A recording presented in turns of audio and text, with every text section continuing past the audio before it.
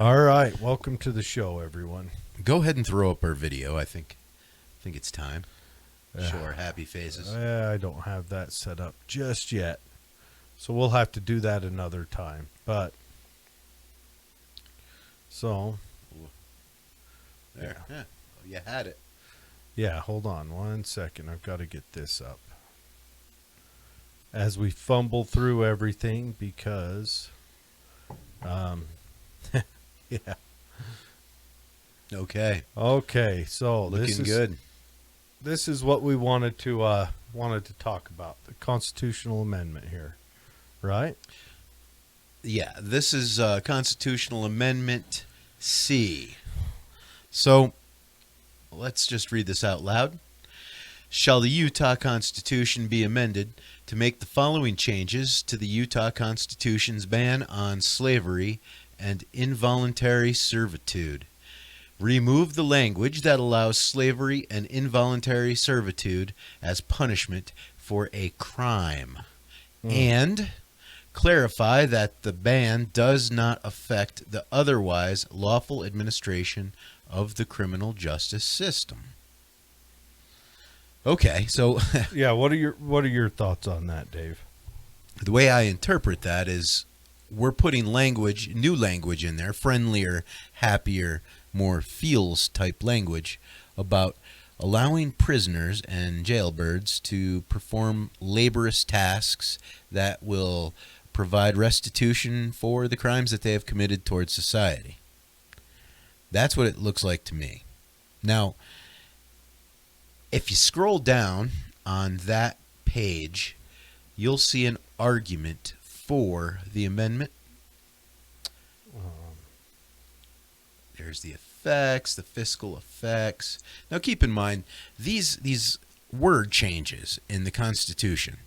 I don't think that lawyers peer over all this documentation and consider edits for free. It's not a contribution towards society. I'm pretty sure all these lawyers and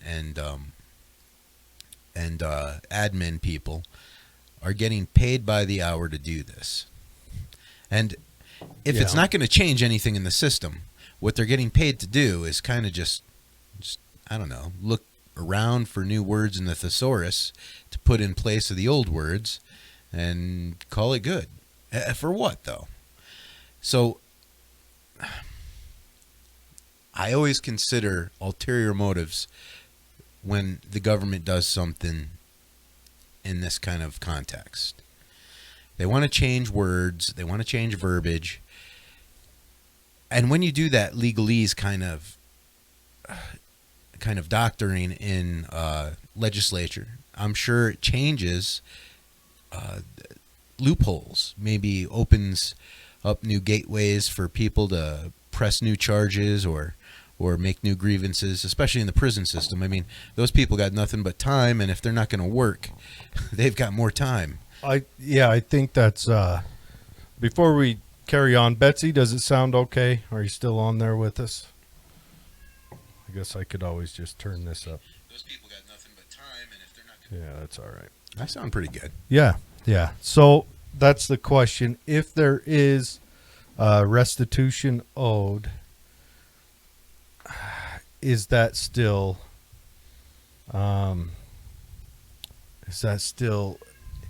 able to be contracted through the labor system? Because I do know that the labor in the prisons, albeit the pay is quite small, it does allow for that. Like even child support comes out of the prisoners through the pay they get in the prison system. Let's scroll down a little farther to the argument. So let's hear their argument. Okay. So here we go. Argument in favor. Many Utahns are surprised to learn that the concept of slavery is still found in Utah's Constitution. The language, copied from the original U.S. Constitution, which is a pretty valid document today. I just want to make that clear to everybody. Oh, yeah, definitely. So that U.S. Constitution, how dare it, has been in Utah's Constitution since before statehood in 1895. So the language has been there, the words have been there. Okay. And now, today with the Black Lives Matters movement, I really feel like people compare the word slavery to the word black. Yeah, they do. Well, and maybe even let's say on the legalese of the initial document, because this goes all the way. I mean, the 14th Amendment even has verbiage like this, but I would rather they call them indentured. First of all, they're indentured to the state and to the victim for restitution, and that's just my thought.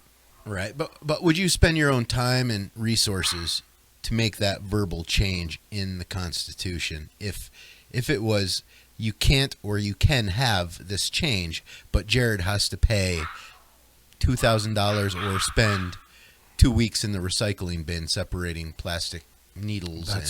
That's the question. Do we need to how much change the resources? verbiage? How much resources is this change worth to our society? Because I mean, I get it. Some people are triggered, but gosh, there's only so much money in the coffers, and we should be using that towards something like, I don't know, maybe like housing the homeless, and a road cone storage area. Oh, oh, that'd be a good one. Or new snowplows. I don't know. Yeah, the state flower is out this year. Or education or whatever else. Yes, that's a definite question. Now, lawyers are a big part of our government. And when lawyers dig into this verbiage, they're kind of like, I don't know, I feel like they're the plumber coming to the house, busting up the pipes so that they can charge you for the services of fixing the pipes. You know what I'm saying? Yeah. The guys that eat a brick of cheese come over and bust up the pipes. I know what you're saying. Betsy says, these types of servitude, in quotations, provide so much more for the inmates than just the minuscule amount of money they are paid. And I believe she's probably talking about the morale and all of that comes with having a job and labor, and it also uses up time.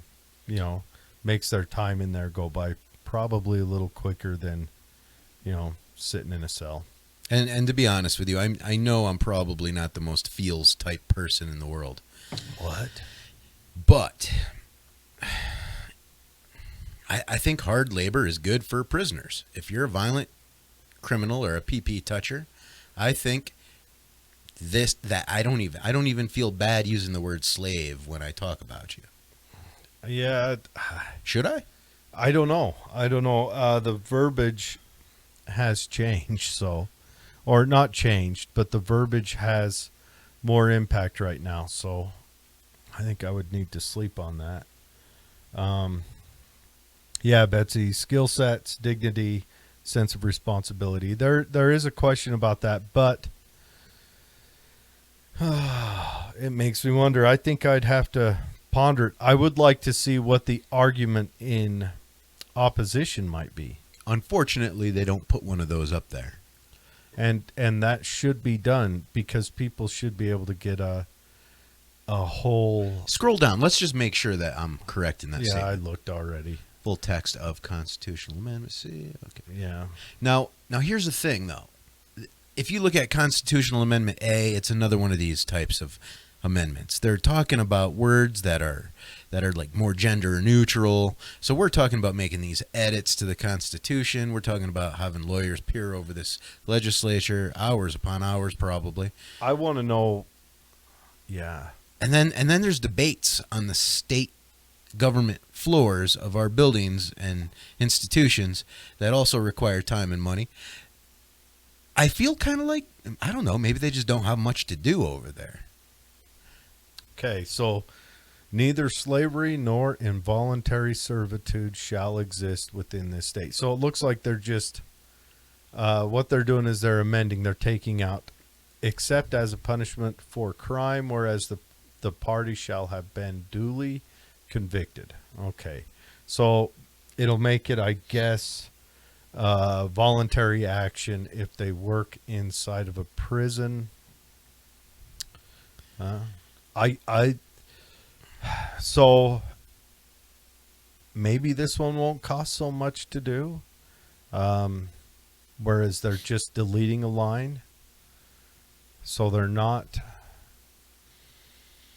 Yeah, they're not. I don't know. So that may. I would have to know more about the process they're going to do to change this. I do like that. I do like that they're going to say, because anytime, even when it comes to criminals, anytime we can eliminate words that further negate liberty is probably a good thing. And that's a sentence that, except as a punishment for crime, whereof the party shall have been duly convicted. And again, it comes down to, all right, was it worth our tax dollars? Was it worth our legislators' time? Was it worth utilizing all the lawyers to do this? How is it practiced now?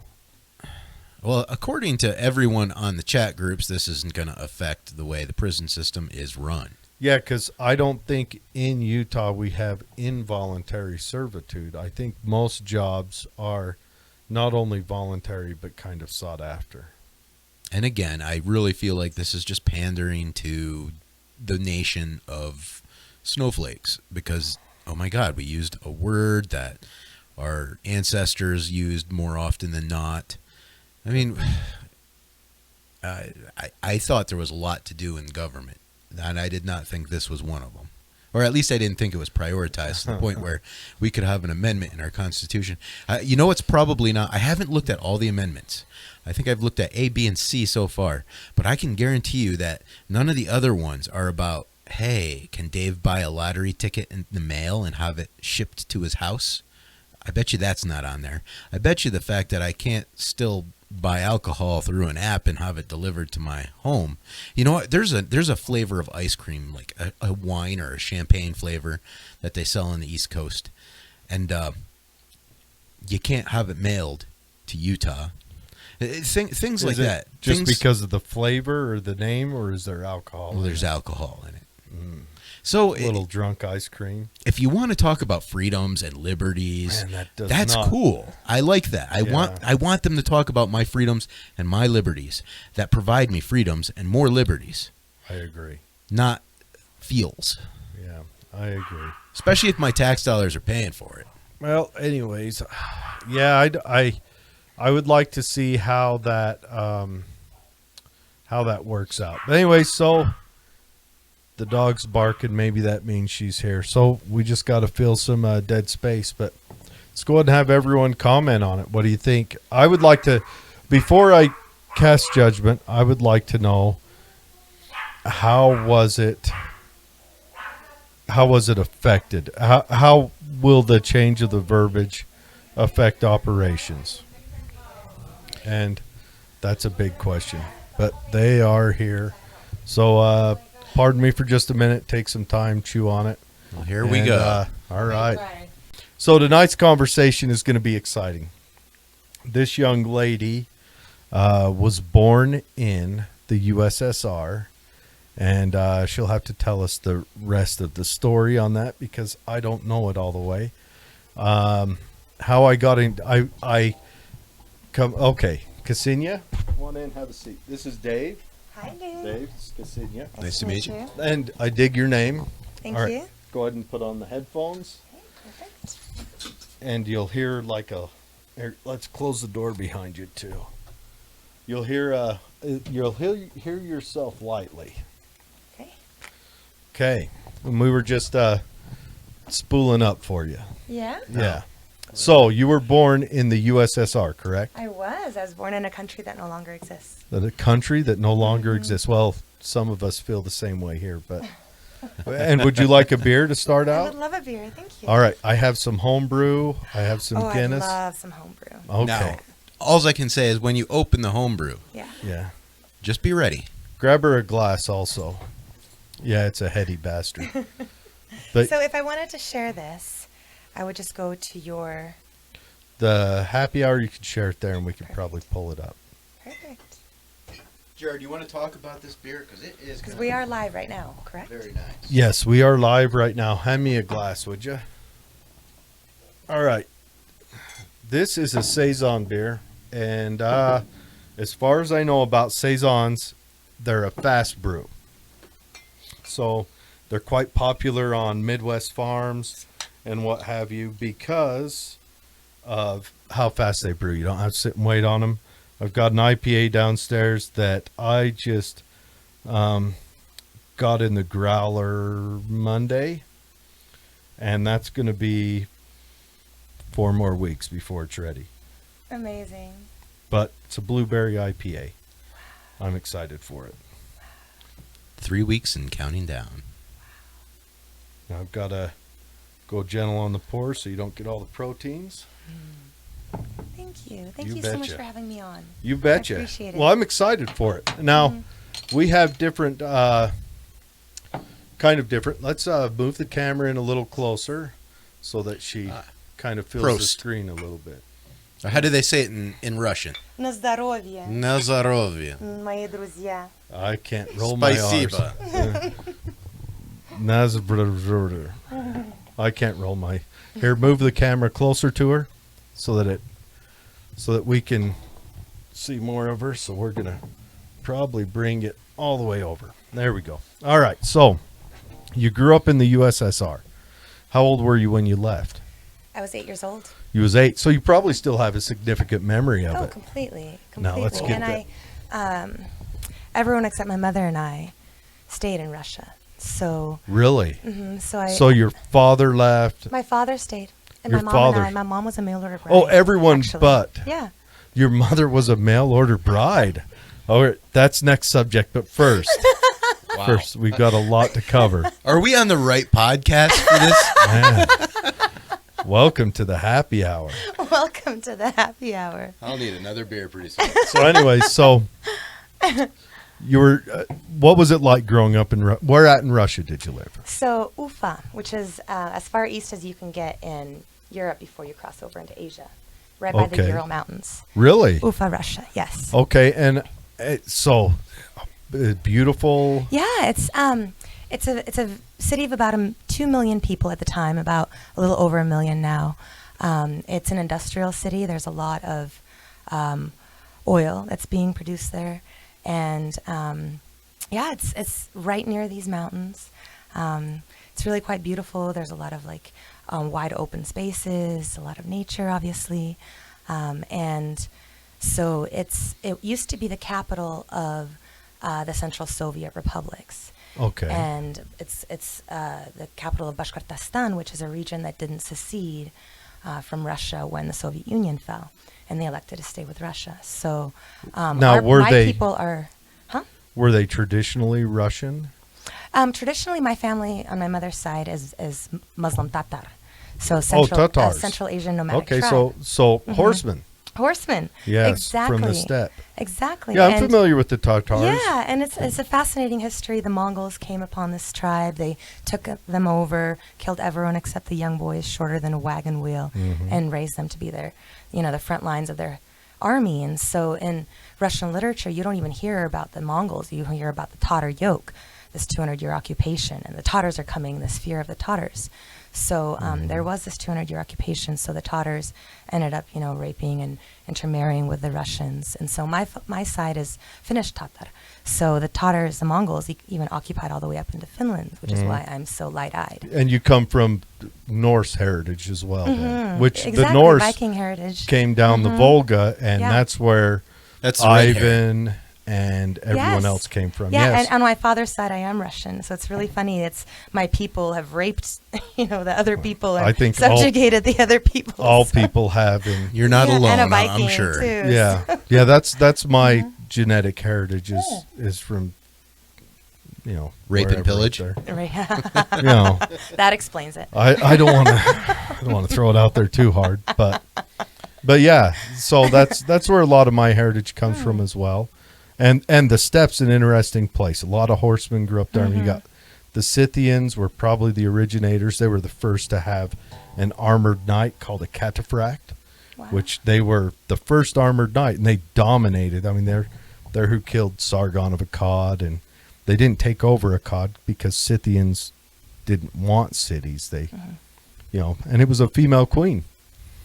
They were led by a female, the female queens. a lot like Boudica. You know, interesting story. But yeah, so the steppe, that's where the Mongols come from. They come from the eastern end of the steppe. You got Scythians, you got the Huns, the Tartars, which interesting story with the Tartars in World War I and World War II, the way that Russia treated them. They always put them out there and then deserted them and left them to get kind of mauled in war. And now they're motorcycle riders, and very good ones. They have motorcycle like rodeos. It's really cool to watch.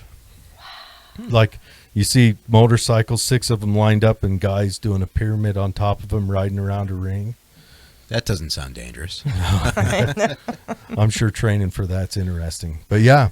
Anyway, so we got through the fun part of the genetic lineage. Yeah, but then I've gone back. Okay. And you know, I have a very close relationship with my family. Good. I was there for several months in 2016, and then recently I helped my grandmother pass in January, right before COVID hit. Oh, well, I'm sorry for that, but I'm glad you got to.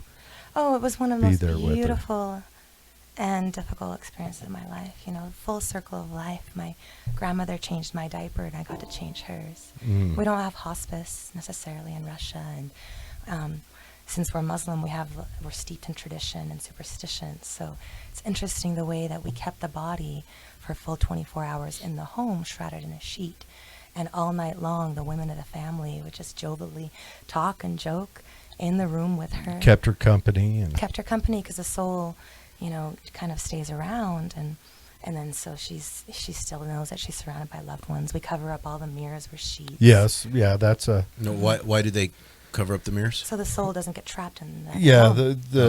that's a portal to not the passing on dimension. Yeah. And now, what sect is it? I would imagine up that far north would probably be Shia. I don't even know. I was told that we're Sunnis. but Okay, you might be Sunnis. I'm not exactly sure. They Well, spread out. The thing, you know, about the USSR is there was this, you know, religion is the opiate of the masses, and so There was a whole and so purge there was on a lot of, all of them. Yeah, on all the religion, but it was interesting because a lot of the, you know, the religion still stayed, and there was a lot of this kind of communal intermingling, and I think without religion being such a dominant out and front force, people were able to kind of commingle, and the Tatars got along with the Bashkirts and the Russians, and That probably helped out a lot. helped out a lot. Yeah. Because I did my master's thesis work in Central Asia, so Kazakhstan and Kyrgyzstan.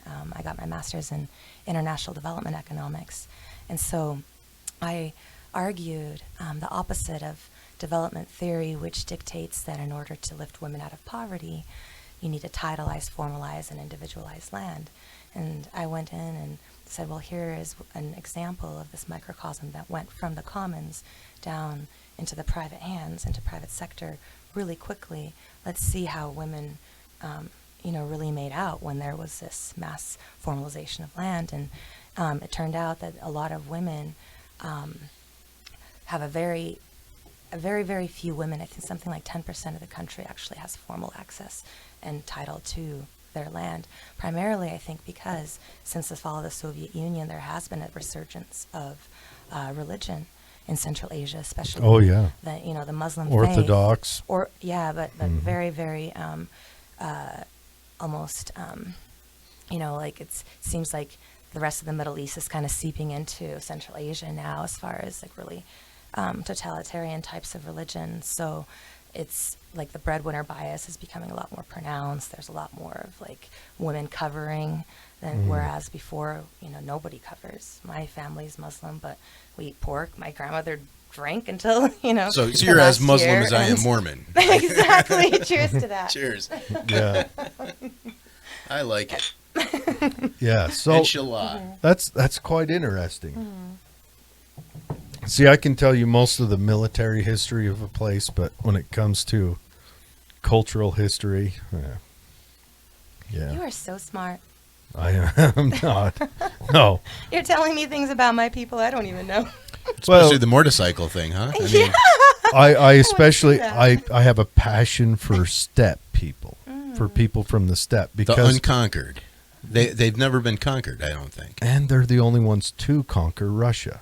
The Golden Horde is the only ones that went to Russia, and they came in through the desert. That's how they got there, and what they ate and how. Go they ahead and lived. tell the story about the. You want to tell the story No. about the milk? I know, just because everyone loves it, but I've always loved the steppe. They were the first to ride horses.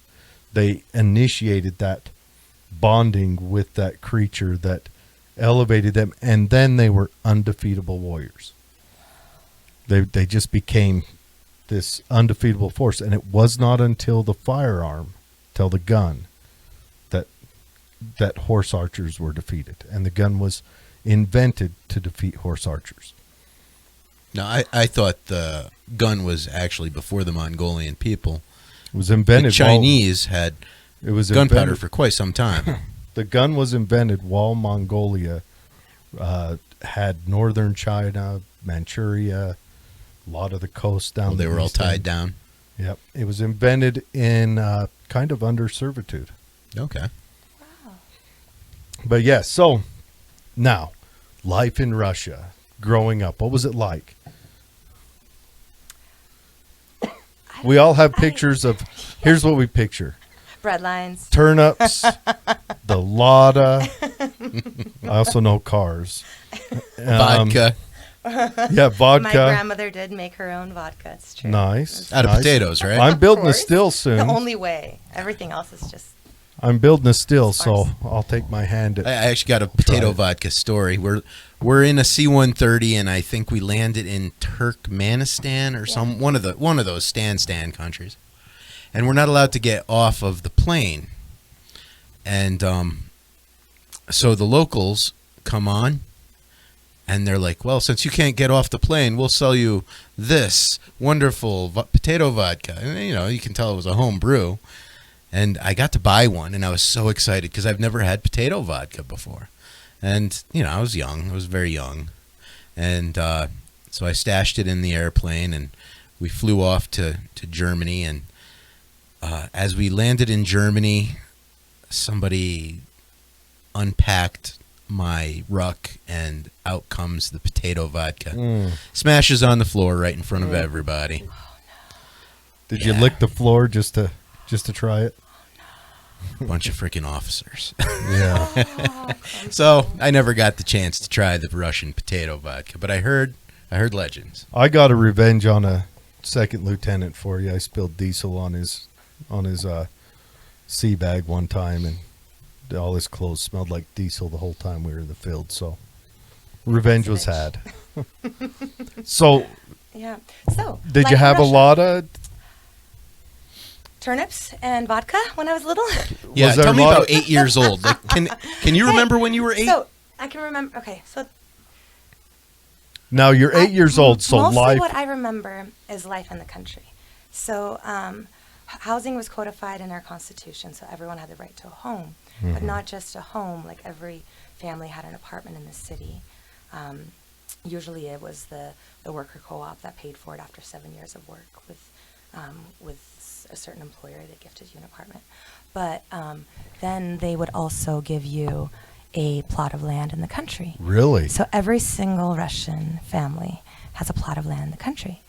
And it's funny, speaking of vodka, vodka is currency in Russia, obviously. Yeah. My mother built her entire country cabin with vodka, just paying a bunch of alcoholics. Really? I like it.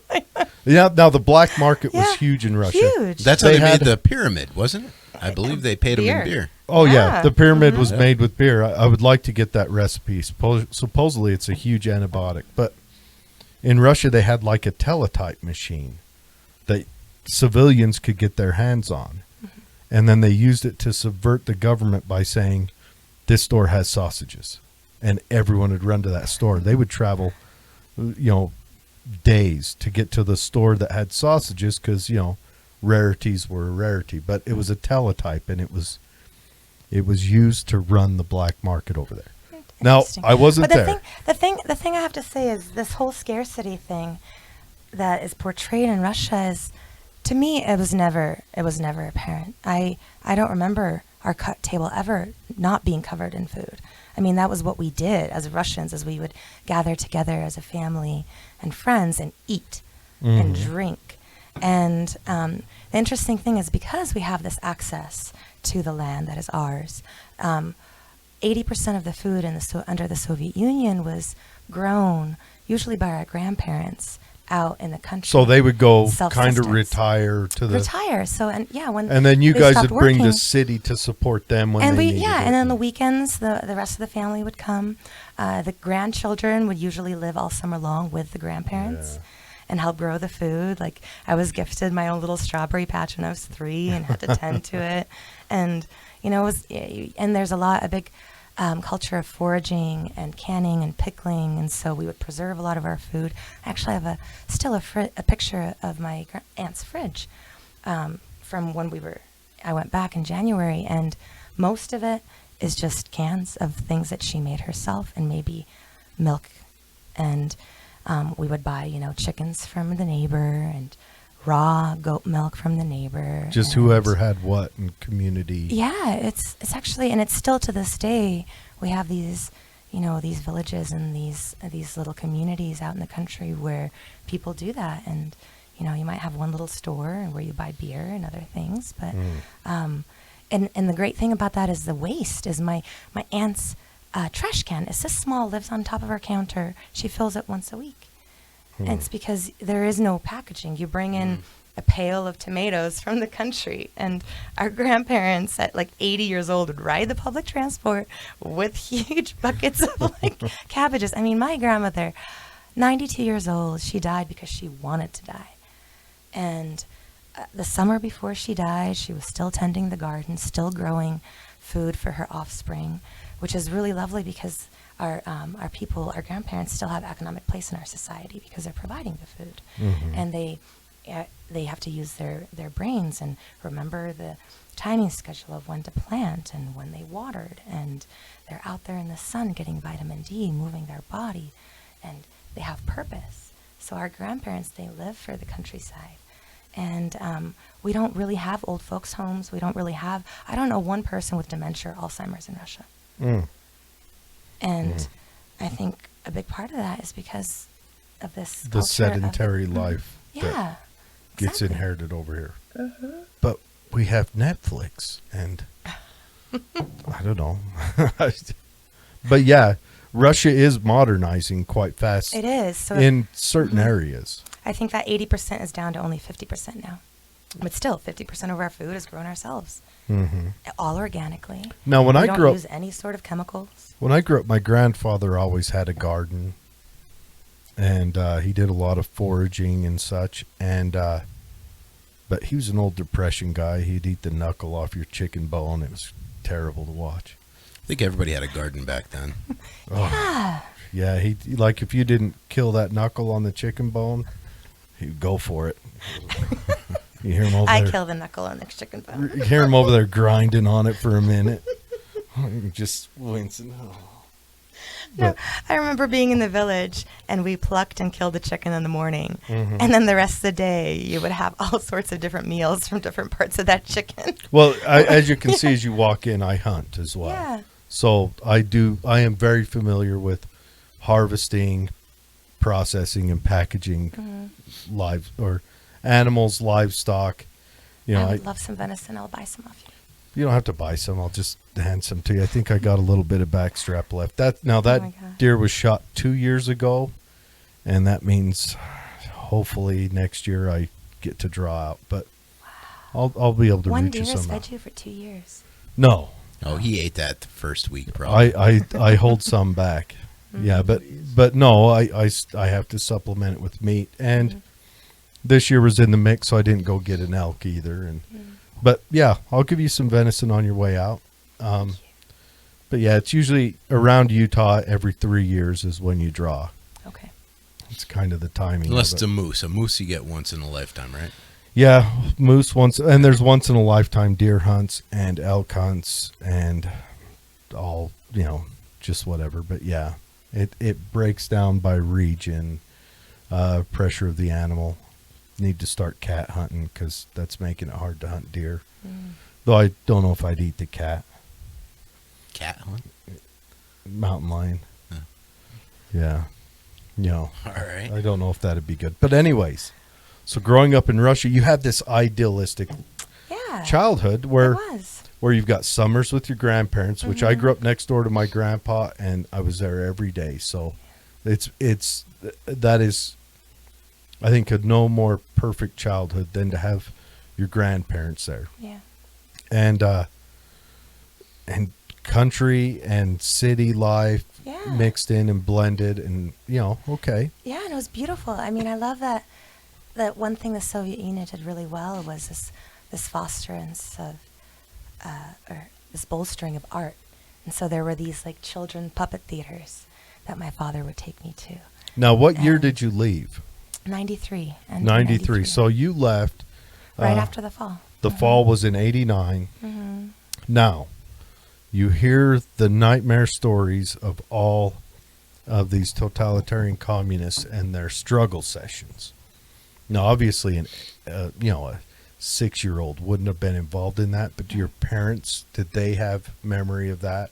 Struggle sessions and what usually it was comported through the union. Once a week you'd meet up and... Oh, I don't know anything about that. You don't know anything about that? Well, I would like you to ask your mom, because struggle sessions... I would like that. I mean, you could listen to the tapes of the People's Temple, Jim Jones. You want some Kool-Aid, You can listen to their struggle sessions. And what that was a replacement, my belief. Religion held a means to keep morality on the people, correct? You don't even look at it while you write? Got automatic writing. So I write it in the middle of the night sometimes. Really? Yeah. I would like to see what you write on my other show. But anyway, so where religion held that morality together and that kind of, we call them struggle sessions. They call them something different everywhere else they go. Obviously language. But it's where usually, from what I understand, in the Soviet Union, it was unions, because you'd be a part of unions. Yes. The Soviets were more of a syndicalist communism, because you banded into different unions. If you worked in a textile mill or iron industry and whatever. And whereas, like North Korea, it's are you a starving or not starving is how they separate it there. Very selectively, probably. Well, that was kind of a joke, but I don't. But anyways, they would sit there and they would kind of call each other out or call themselves out for failures. And the communist system or communism had a very kind of, they preached perfection in, which is, I think, a good thing. You want to be the best person you can be. And they kind of preach that. That's why we had so many great artists and writers and ballerinas. Mm-hmm. Oh, yeah. Ayn Rand is my favorite author. Just saying. See? We're making our mark everywhere we go. Yeah. But yeah, so if you do talk to your mom, ask her if they had something like that where you'd meet up. And hopefully, probably it was not as bad as the People's Temples were. Which, if you go listen to those are rough. Because he was on methamphetamine, and then he would keep them up till 4 a.m, and then they'd have to start work at 6. And no, that would suck. It was a rough cycle for them. But anyway, so then we move on to you coming to the States as the daughter of a mail-order bride. Yes. Okay, now did your parents divorce in Russia? Yeah, when I was 2. Okay, so they divorced. Yes. How did your mother become a mail-order bride? Now, I watched the video you did with her, and she's a neat lady. I would love to meet her one day. Oh, I would love to introduce you. Yes, I would love to meet her. She's the strongest person I know. You could tell she was, and I like what she said about Putin. She didn't try to milk toast it. What did she say about Putin? She likes the guy. She likes the guy. Every Russian I know likes He's a strong man, and Russia. Putin. Russia loves strong men. They like bold. But we they also like we love men that take care of us. take care and take Putin charge. takes care of us. He does. Takes charge. He went in and he protected the Russians in Georgia. He protected the Russians in Crimea. He Yep. is always out there. I mean, he lowered the poverty line from 80% when he took office down to 25% in 8 years. 8 years. Imagine. He put the richest oligarch in jail. Imagine if Obama would have put some of the bankers in jail that decimated our economy. The whole country would have If rejoiced. Obama would have put one of his bosses in jail, The bankers. how Bankers. does that work? I know, right? How would Now you They're can't all say I was in political finance for a decade. I know. you can't say fucked up. Putin isn't an oligarch of types in He's Russia. not though. He's not. I mean, He was part of the KGB. He yeah, wasn't. he would be wasn't a closer wealthy to a man. military dictator.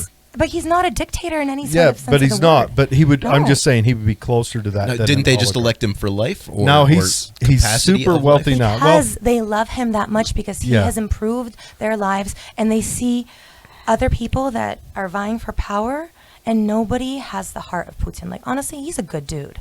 He started He's out a as really good guy. he started out as kind of their system. I have a hard time believing that anyone wants anybody in for life. I love Trump. I love Yeah. Trump. But after this 4 years, I don't want him to stay. I want a continuous cycle course. of different change, leaders. Of course, yeah. Hey, you already know my opinion. I think autocratic, just constitutional monarchy is the best government. And you know what? In some ways, like there's no way our very incremental system of democracy could have lowered the poverty line to that drastic of a scale in 8 years. We would have been fighting for 8 years to figure out what the fuck to do And in the who's first in place. charge and what way Yeah. to do it. And the reason I like a constitutional monarchy is someone is held accountable long term. Whereas Yeah, a because president can a come president- in. Yeah, there He is no can- long-term gains. They're always looking for short-term solutions. Yeah, he can reverse the direction the water flows when you flush the toilet, whatever, and then bounce out, and you're left to pick up the mess. Where an autocratic Exactly. monarch, where he's about his longevity, his kid's life, you know, he's got to carry on. So, but that's just my opinion. But also the people choose it. It's not as though he's hoodwinking them. Like every single person that runs for president gets free postage and free airtime on national TV. Don't they also get like poisoned or thrown in No, jail? you don't understand. Okay, just as Trump isn't the most powerful person in America, Putin isn't the most powerful person in Russia. There has been entrenched mafia forces, entrenched Oh, yeah. KGB Yeah, oh, forces, yeah. But then entrenched again- dark money that is so much. I mean, some of the governors, like the Chechen governor, is more powerful than Putin is. That's the guy with That's the why- tiger, right?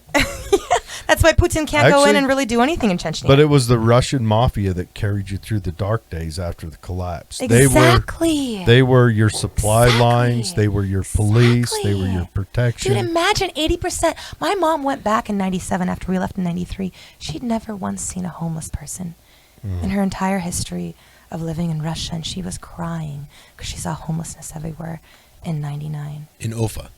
Yes. Hmm. Well, because housing was codified in our Constitution. Everyone had the right to a home. The government gifted you homes. Yeah. So, you know, it was, and that was exactly in the leading back to your question, that was what spurred so many women to flee. One, Russian men are pigs. Sorry for all the Russian friends I have listening. Like, honestly, we have some of the highest rates of domestic violence, Oh. narcotics abuse, alcoholism. Our men die at much younger rates than any other man versus their women because of this. And I think, one, it's because, look, we lost like 30 million men in World War II. There's a lot of ancestral trauma. Oh, yeah. A lot of men in Afghanistan. And there was this huge demographic difference where at one point there was a 4-to-1 ratio. Yeah, of women to I men. heard. I always heard if you want a woman, you want to be born in Russia. Exactly. The women are beautiful, Beautiful. and they're everywhere. Yes, my cousin once said, she's like, if you find a man with a job and a car, like, snag him. I'm like, really? A job in a car, that's the limit. That's all it takes.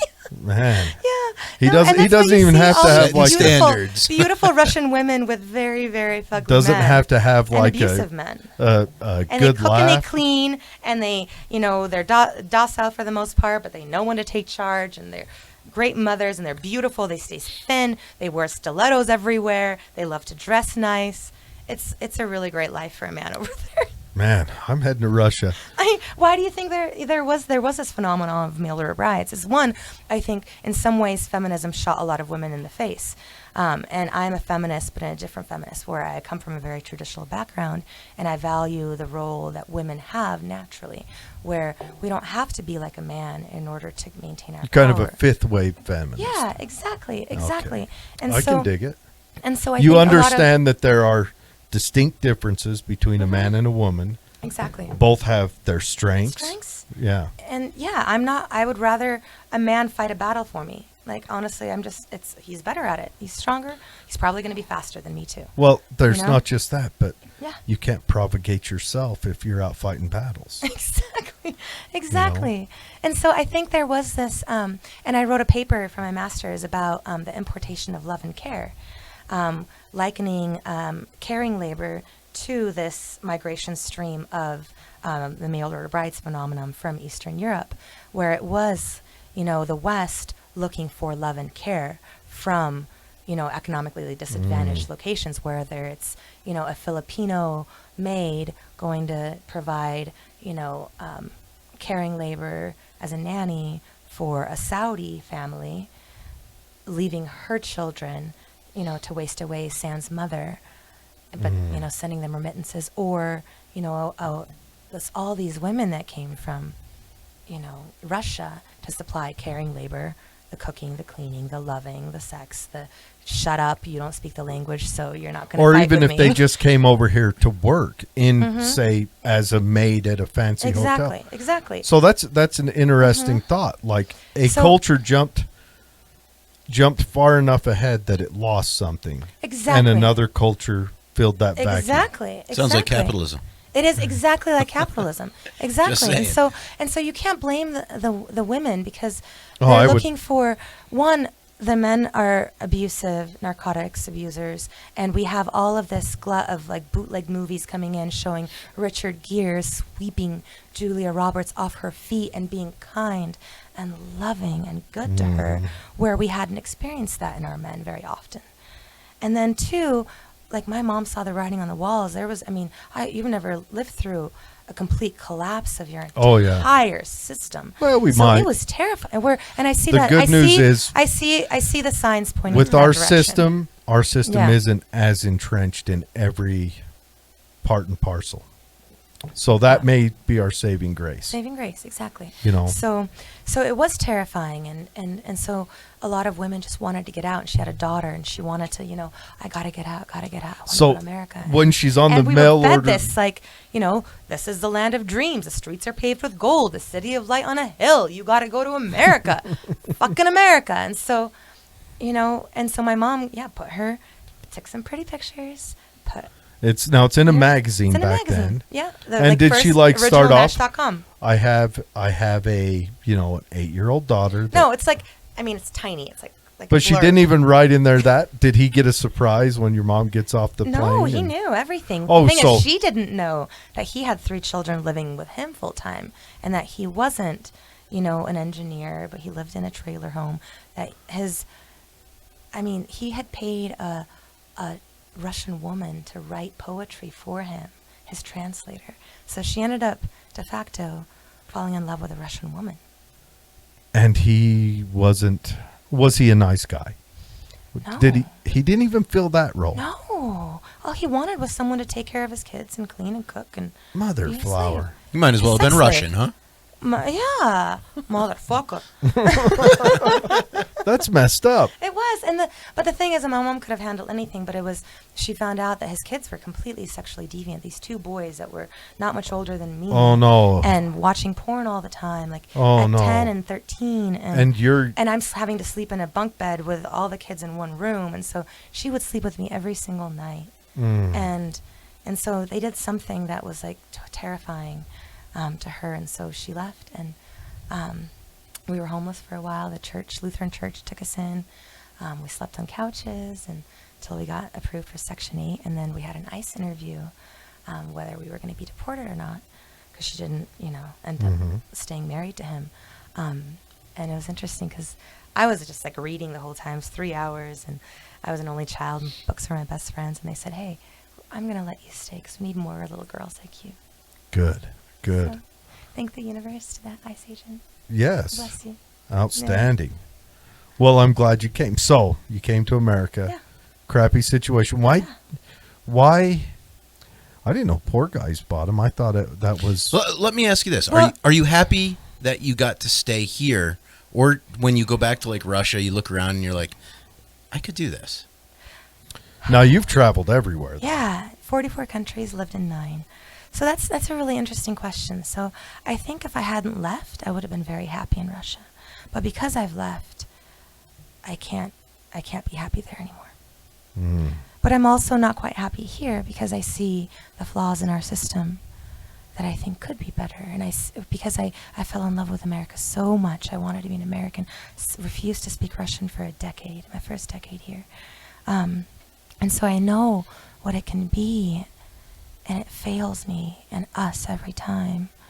So there is that heartache, But I don't know. I almost find myself being happier abroad and in a place where I'm neither, because I'm neither an But American, neither a Russian. But I Well, sound you're like not American. committed to it. Yeah. You're not committed to it. You're committed to where you are in that little metric at that time, and you're about to leave. Well, no, I mean, not necessarily. America's gifted me so much. I mean, my cousin has not traveled as much as I have, although she's probably living better in it than I am now. I'm in a motorhome. She has a 3-bedroom apartment. So, Okay. But I have a 2-bedroom apartment in Russia, too. I'm Yeah. renting it out. That was a gift from my grandmother. That Nice. But, I don't know. I just want us to do better, to be better. So it's time to break into the Yeah. political story. Yeah. Okay. So More beer first. yeah, grab me that redhead in there. Water. Yes, Water? there's a water right Right here. What do you want, Jared? I'll take that redhead here. Redhead, huh? Yeah, I'll let you have a nip of it. It's I my love last that. IPA. This one here. I like a hoppy beer. I like the Saison a little bit better, man. Good. Kill him. Hand me that tall thin glass. So, into And what do you want there? You want another Saison? Same of the, yeah. okay. All right. Now I, as someone earlier said, pretends he's an anarchist. I am an anarcho-capitalist. Ooh, I'm an anarcho-communist. Yes. And to me that sounds like Jews for Jesus or something, because he tried to explain it to me. I just don't get it. So you want freedom with Now centralization. you've got to understand anarcho-communism. Anarcho-communism comes from lots of different routes. Technically, Marx, his ideal was to end up in anarcho-communism. But, as Buchanan told him, you cannot have a dictator and end up there. Try that. Exactly. So, And so I love this segue into Marx because I think... try that beer real quick. Okay, cheers, guys. Thank you for having me on. I'm going Oh, commercial. Wonderful thanks for time. coming. This is a deep talk. We'll probably lose a lot of listeners over this talk, but this is my favorite stuff. I love Yeah. these deep, I love geeking out. yeah, Yeah. deep political stuff is Yeah. really interesting. Yeah. So I lament that so many people in the United States conflate Stalinism with Marxist's ideal of socialism and communism. Because Mhm. it's everything we've seen on the planet that's existed today with the label of communism or socialism isn't actually what Marx envisioned. But Buchanan, another anarcho-communist, Mm-hmm.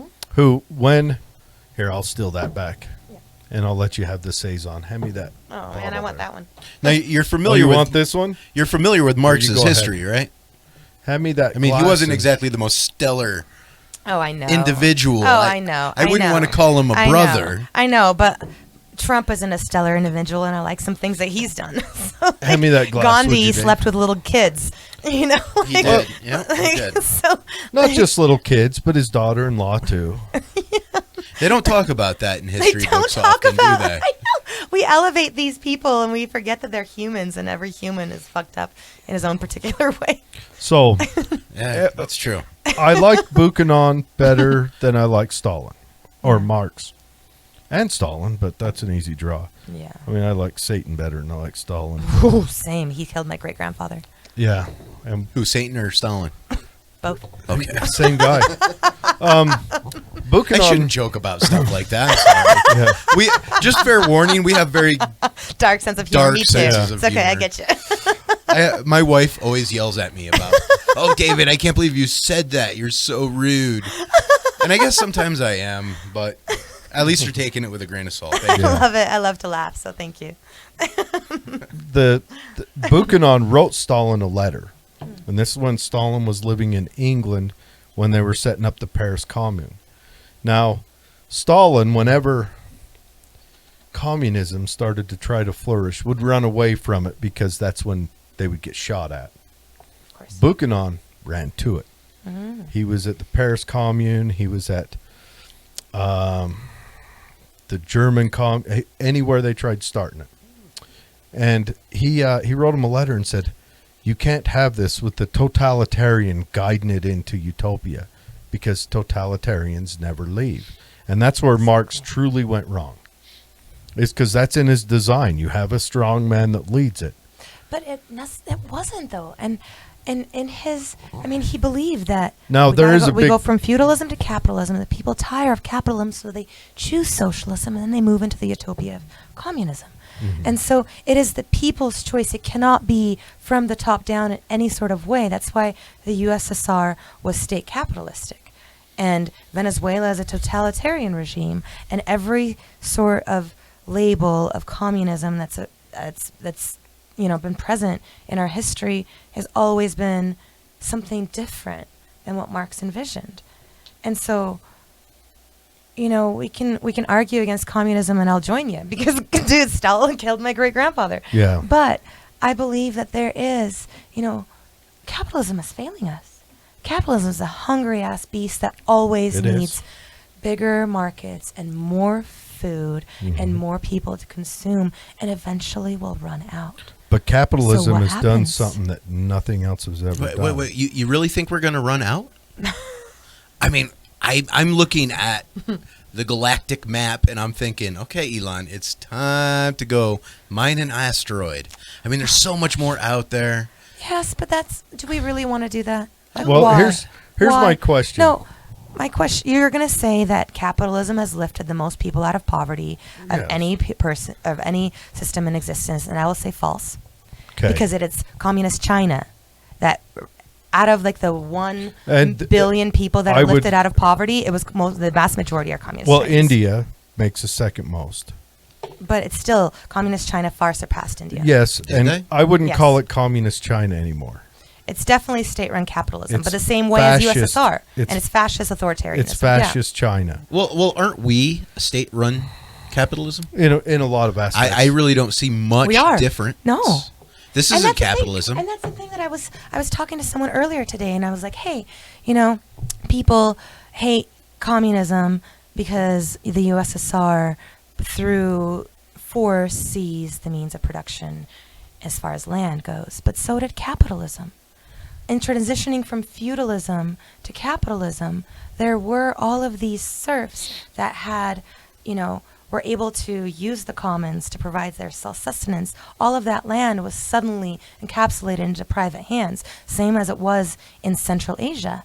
And in that sense, it was just as draconian and just as force-filled as, communism. But I want to say that Lenin actually gifted my great-grandfather land before Stalin took it away.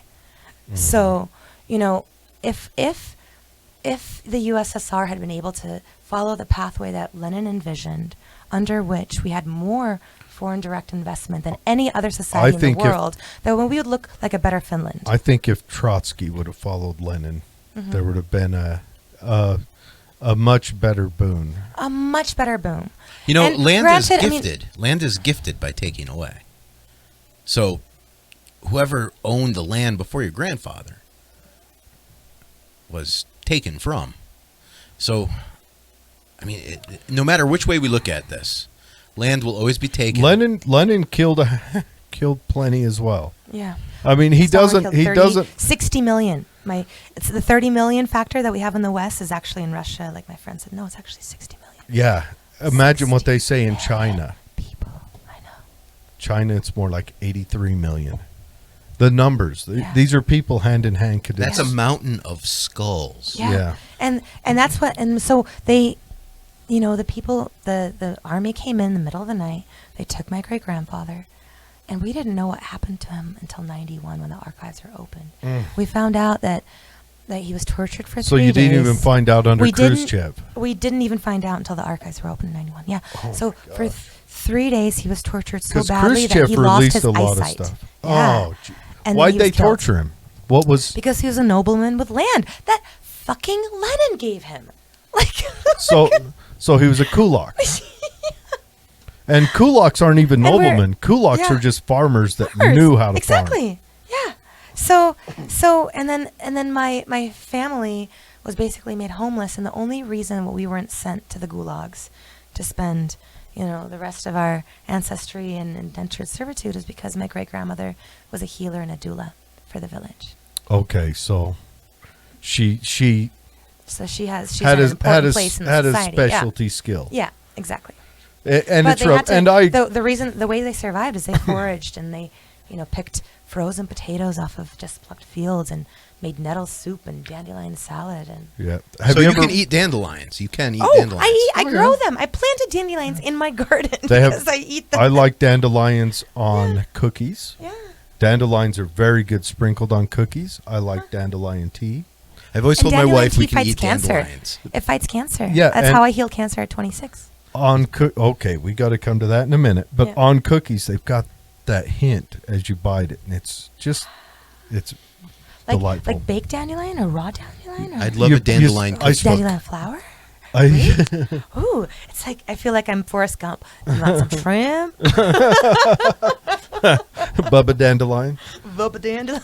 But yeah, you sprinkle them on a cookie and bake it on top of the cookie, and it has like a nice little yellow pattern like sprinkles. But you smell them as you eat the cookie. It's quite nice. I do want to try the tea. Yeah, the tea's not as good. I don't want to have to go to Russia to get the dandelion cookbook. So if anyone knows of a dandelion cookbook, let me know because I've got so many damn dandelions. Just put them in your salad. Just put them in my Just salad. put the greens in your salad. Dig up the roots and dry them and put them in your tea. So it's the You can put- roots, not the flowers. You can put the flowers in your salad. Yeah. Okay. Flowers, everything I is can eat edible. flowers. But the flowers and the leaves in your salad, and then the roots in your tea. Now, you said you live in a motorhome. That sounds like my dream. Oh, COVID, man. Have you had it? I got it. I bought it under COVID. Yeah, I was illegally evicted. Had 3 days to move Oh. out. And it was See, a mess. I feel chained to my house. I've got my son down there. His buddy lives down there. I'm a wanderer. He's holding Yeah, up the world. I have wanderlust in the worst. I'm way. a nomad. Mm-hmm. That's why you like the steps. I love the step, Yeah. and I'm rarely in a relationship, so I'm just wandering free all the time. But I've got this capitalist chain around my Get a job with Delta Airlines. Throw bags. Be a flight attendant. Travel the world.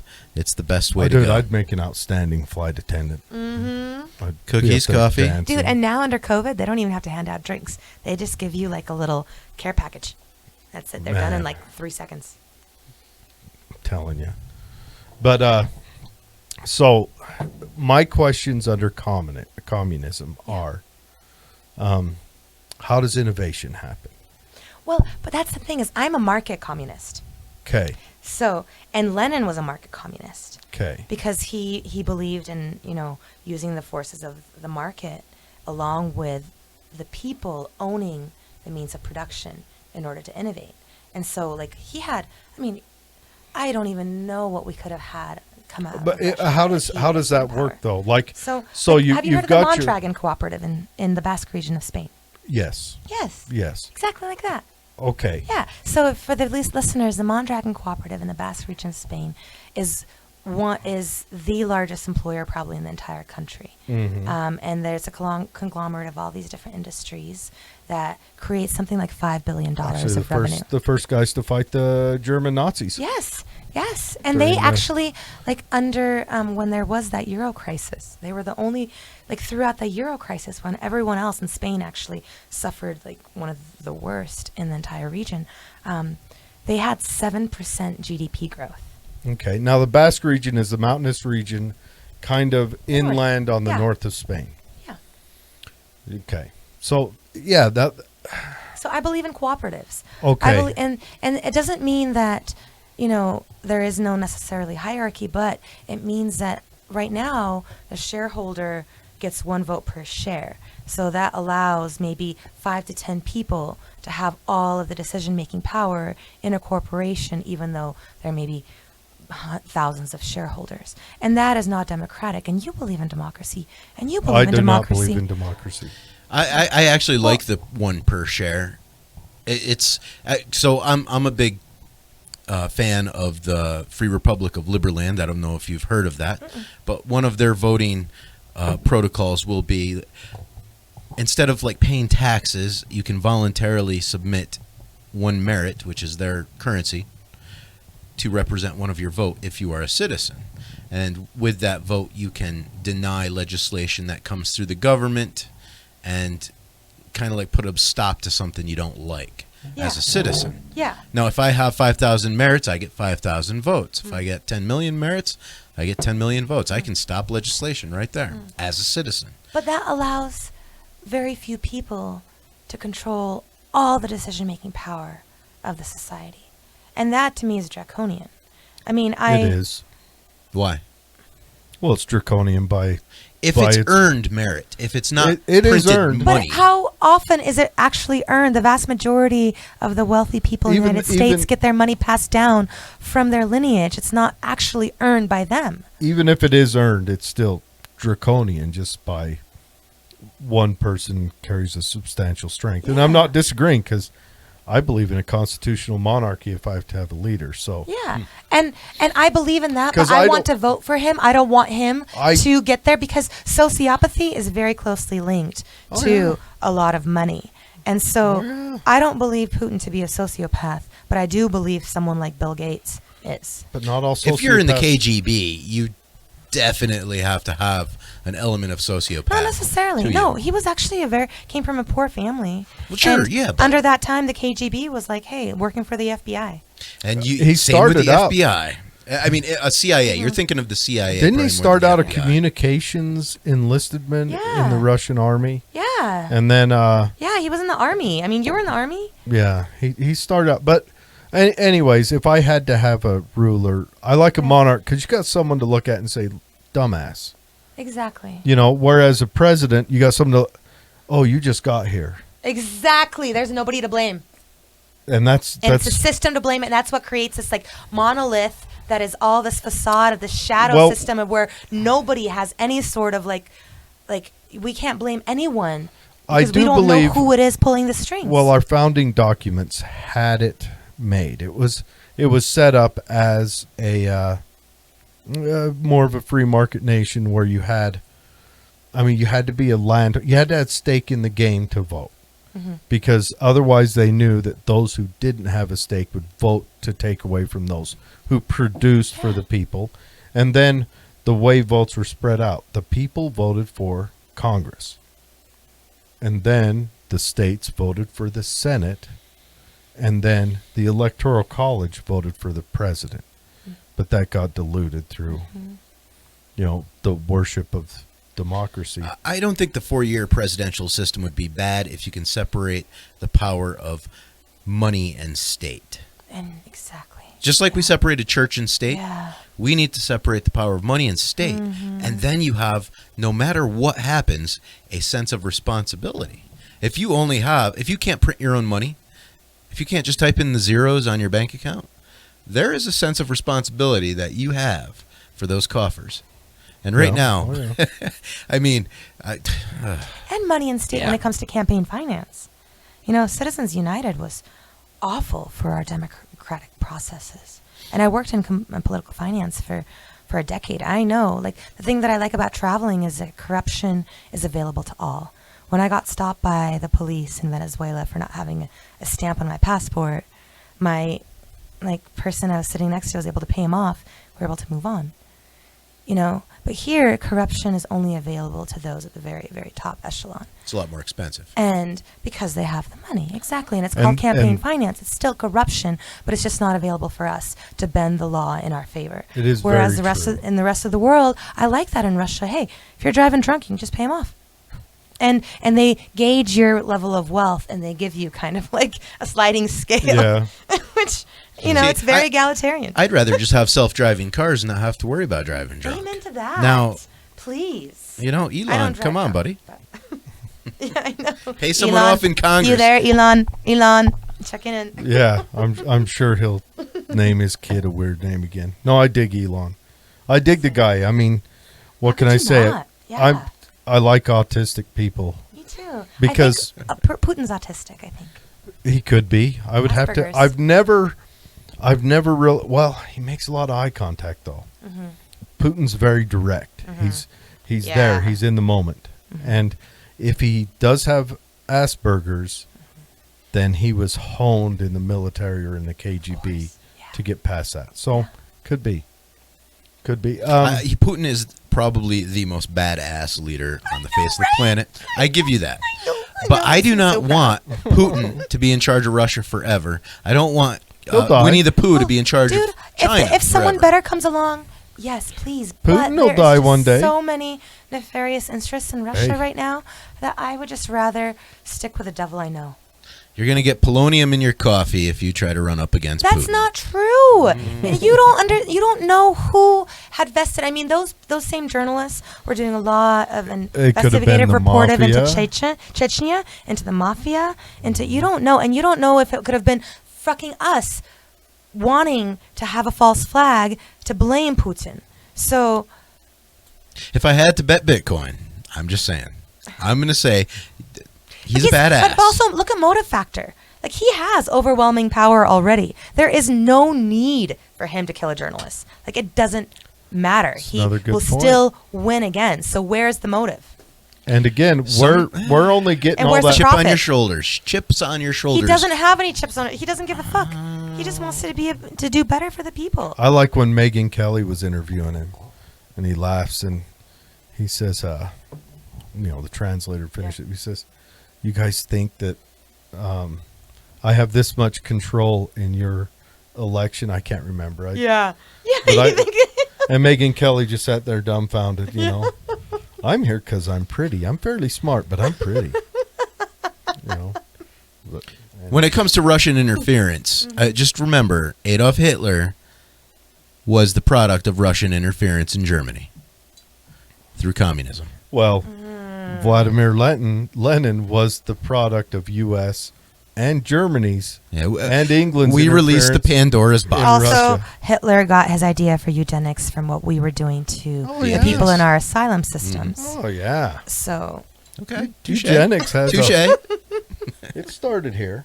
started here. And we have obviously incorporated a lot of the scientists post the war. So a lot of the What? things that have come out after that, Monsanto and Bayer and all those. Well, we they're got to the product of moon on World Nazi War II. space scientists, rocket scientists. But Reportedly. we've gone. Yeah, right. Just kidding. Green screen. Kubrick made it look like we did. Anyway, so what we've got.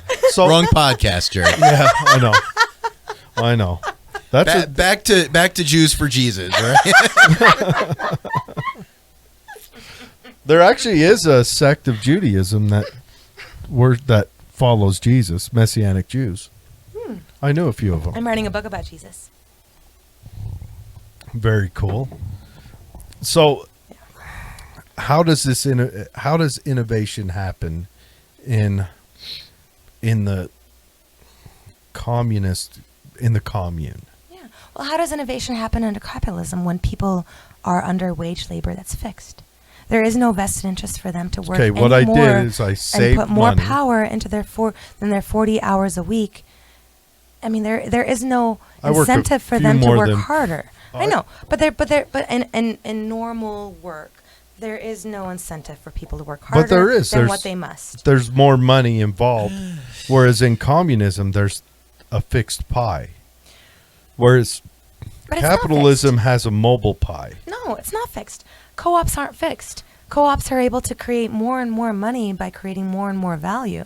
But that's because every single person has, value. Now there is more stake in the co-op, yes. Yes, there's more stake, and the harder you work, the more piece of the pie you can actually have. And every person in the co-op has autonomy, purpose, and mastery. And so those Except three when things, Bernie Sanders showed up.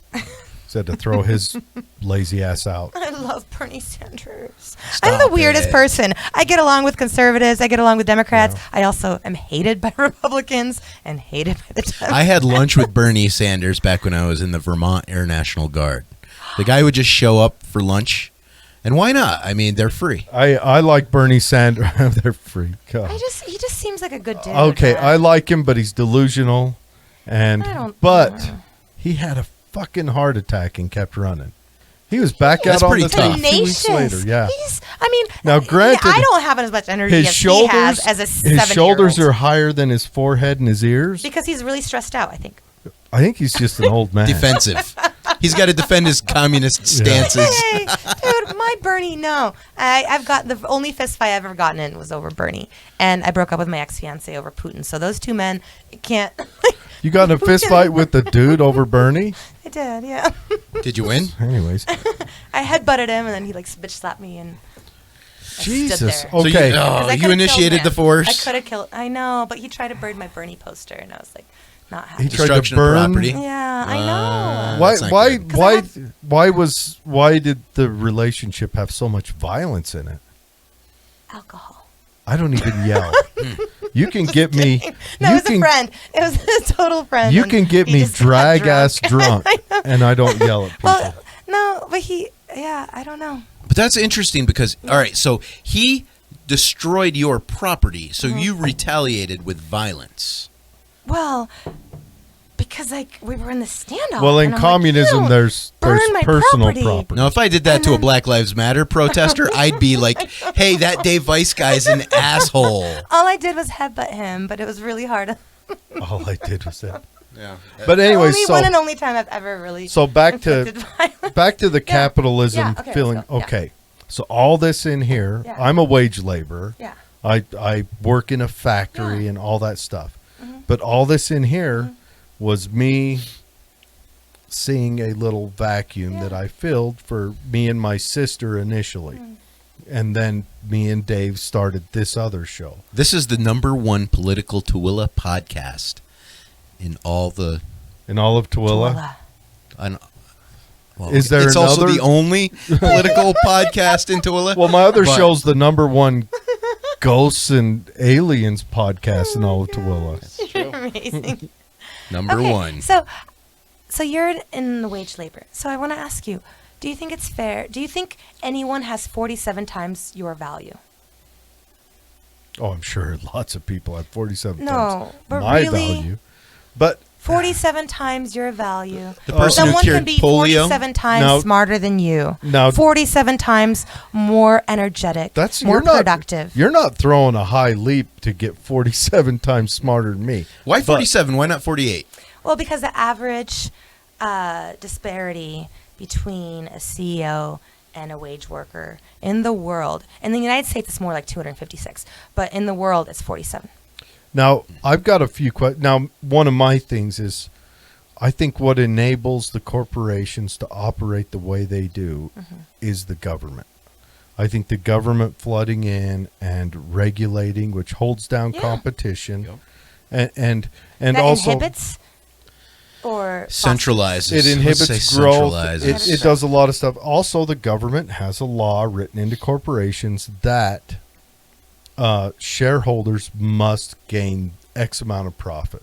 Yeah, Also, the government, exactly. they put taxes on in the beginning and regulations, which when Donald Trump loosened the taxes, made my job safer at my work because we got to hire more people, so there wasn't as much pressure. But not a lot of corporations hired more people. But going back to that, like, what if, so when you have a cooperative and it's a very democratic society where one person, one vote, and they make the decision-making factors on, and that's my what their question. business How does does. innovation happens under that model? Well, I'll answer that in just a second, but because I want to, Yeah. I want to answer this really quick thing before I forget, because my mind's a sieve. So if you have the workers making the decisions for the corporation, then you're not going to have the abhorrent environmental practices that a lot of corporations do right now, where if you have some toxic waste, like a paper mill produces so much toxic byproduct off of the paper mill. So if you have someone who is owning the paper mill in Arkansas but is living in Utah, then him dumping the waste of that paper mill into the Arkansas riverways isn't going to actually hurt him. But if you have all of the workers making the decisions of like, oh, what do we do with this waste? Then the people are like, well, I live in Arkansas. My daughter drinks that water. My children, my grandchildren are going to school here. So Well, that has also happened in communist areas where they have polluted. And I don't need to... They're some of the most polluted places in the world. communism, Russia. oh my God. Again, the USSR is state-run capitalism where the workers never had actual decision-making power over And that is true. their, They didn't their have... corporations. They didn't. They didn't have bulk voting on No, any they of that. didn't. They didn't. It was very Matter state-run, of fact, top-down. the time they tried to give So- them the vote was what actually ruined communism. 1988. Yeah, I know. When I they heard let that. Poland vote, Yeah. that's when But I actually, that's when the USSR fell. I think, I think beyond anything, TV Oh yeah, ruined the destructor. the destructor of the USSR. telling All you. these bootleg movies of United States being this incredibly beautiful bastion of happiness, flooding into Eastern Europe. I think that really Well, is that's what what's- created the that's fall of what the Soviet right Union now and is- the arms race and the space race. That's what right now We is bankrupted also ourselves. putting pressure on North Korea. Mm-hmm. I never thought. of the And bootleg Hollywood is an movies, arm of the CIA. So What's that? I never Hollywood thought is an the arm of the bootlegs. CIA. It was created as an arm of the CIA. Operation Mockingbird, baby. Yeah. It's all over that. Now we keep calling the United States capitalism, but I just want to redefine that term, that capitalism and the United States. Again, it is propaganda that the United States utilizes capitalism because we have a centralized, let me say that again, a centralized financial system. And one of the tenets of having a communist system is a centralized financial It was system. one of the planks. Exactly. There's not much difference between America and the United And USSR. that, maybe that's one of the bootleg movies you guys watch, just keeps Well, telling you to I say, would say this there's is capitalism. lots of differences. The men in the United States apparently are nicer, except for the one your mom married, and the women in the USSR are more beautiful and dress more elegantly. Did your mom get remarried to a nicer guy? No. No. But she is dating a very cute Armenian. Oh, nice. Okay. Yeah. So your mom Cooks for her stayed every single. meal. She Yeah. stayed single for how long? All my life. Oh, wow. Except for those blips of those 2 marriages, yeah. So after that marriage to But it was also protection for me, I think. yes, Mm-hmm. Yeah, Yeah. and it was interesting. Before we left Kalispell, there was a businessman that started giving us like a couch and furniture and all this stuff. And we found out like a decade later that he was preying on single mothers with pretty little girl children and molesting the kids. And we just left right as he was like. And where doing was this advances. at? Kalispell, Montana. Oh, And he so was- you he guys owned- came over from Russia to Montana. to Montana. So I mean, at least you went to a beautiful place. Yeah, and snow. Snows. Yeah. I don't know how used to that you were where you were in Russia, but Mm-hmm. some parts of Definitely. Russia are rather. Yeah, like Crimea. Crimea now. Crimea is Crimea is a lot like I would say Northern California in its Yeah. and it's it rains quite a bit, but it never really snows. Well, Kiev is cold as hell. Oh, I'm sure it is. Because I went to Kiev in January, and not this January, but it was like during the revolutionary phase of their little party. What they call it, the Iron Maiden or something like that. Something like that. But it was cold. It was colder than probably. It was like upstate New York, Canada cold. So if Crimea can possibly be California weather, I don't know. I mean, it's Crimea is. Let's all move to Crimea. Crimea is as far I can away get a from. citizenship. Yeah, We might have to all marry. Just kidding. a big gaggle. Putin Crimea wouldn't like me very Well, much. Crimea is as Hey, far you might away like him from. a lot more when you're away from the propaganda that vilifies Well, him. I like. I Putin. probably would. You're probably right. Seriously, you never hear anything of the great things that he's done. I do. I actually observe Putin a lot. I have a lot of respect for the Russian military. Yeah. But there's many reasons why we're adversarial too. I mean, Well, because we need an enemy, and we opened up. 1984. I said that before you got here when we were talking to each other. 1984. Yep. We need the enemy. And that's why and COVID is around right now, I think. we opened up China in '71, so we had to maintain an enemy. The enemy had to have enough Yeah. physical stature Yeah. to threaten us. Exactly. And then, But it has to be big enough to where we don't actually want to invade. Yeah. Just has to have that Exactly. physical stature. And that's to threaten us. interesting. We left Russia as the enemy and then went after the terrorists and the Arabs. Mm-hmm. And then we all got terrorism fatigue and we're like, oh, we're not afraid of the terrorists anymore. And so they regurgitated the big bad bear. That worked so well for them for half a century. Russia defended us during the Civil War. Exactly. Yes. Nobody knows that. She sent ships to stop England from you mean the sailing over. Revolutionary War, Civil War. the Civil War? Whoa. So they defended the North or the South? They defended the North. Okay, Wow. I did not know that. And we're I didn't know the reason North needed defended. that we're not all speaking German right now, I think. Well, that you could argue that both ways. Yeah. No, come on. I would Eastern say- Front, 20 million people died on the Eastern Oh, Front. I agree. 20 million Russians. I agree. There's And no way. And you think that America coming in and the Battle of Normandy and it's like one battle is going to save this big. Oh, I'm like, going no, further we back. freaking came in at the very last end and just like, we're the victors. It's absurd. I'm It's going absurd. further back. We should have let Germany win World War One. Everything would have reset, and I think we'd have had a more peaceful stance in Europe, because the liberal Europe died at the end of Yeah. World War One. Yeah, there was really no reason for us to get involved with World War One. Well, sure there was. We bankrolled There was- England. That's why we went. We bankrolled England. We paid for England's war. If they lost, we lost. And there was that false flag attack, Well, yeah. which I think every war I can think of has been predicated upon some sort Oh, of yeah. like falsity. Well, if not, then, what else would we do to... Make all Yeah. those billions. I mean, if a bazooka is $800 million or $800,000 for A one bazooka's $800,000? Yeah.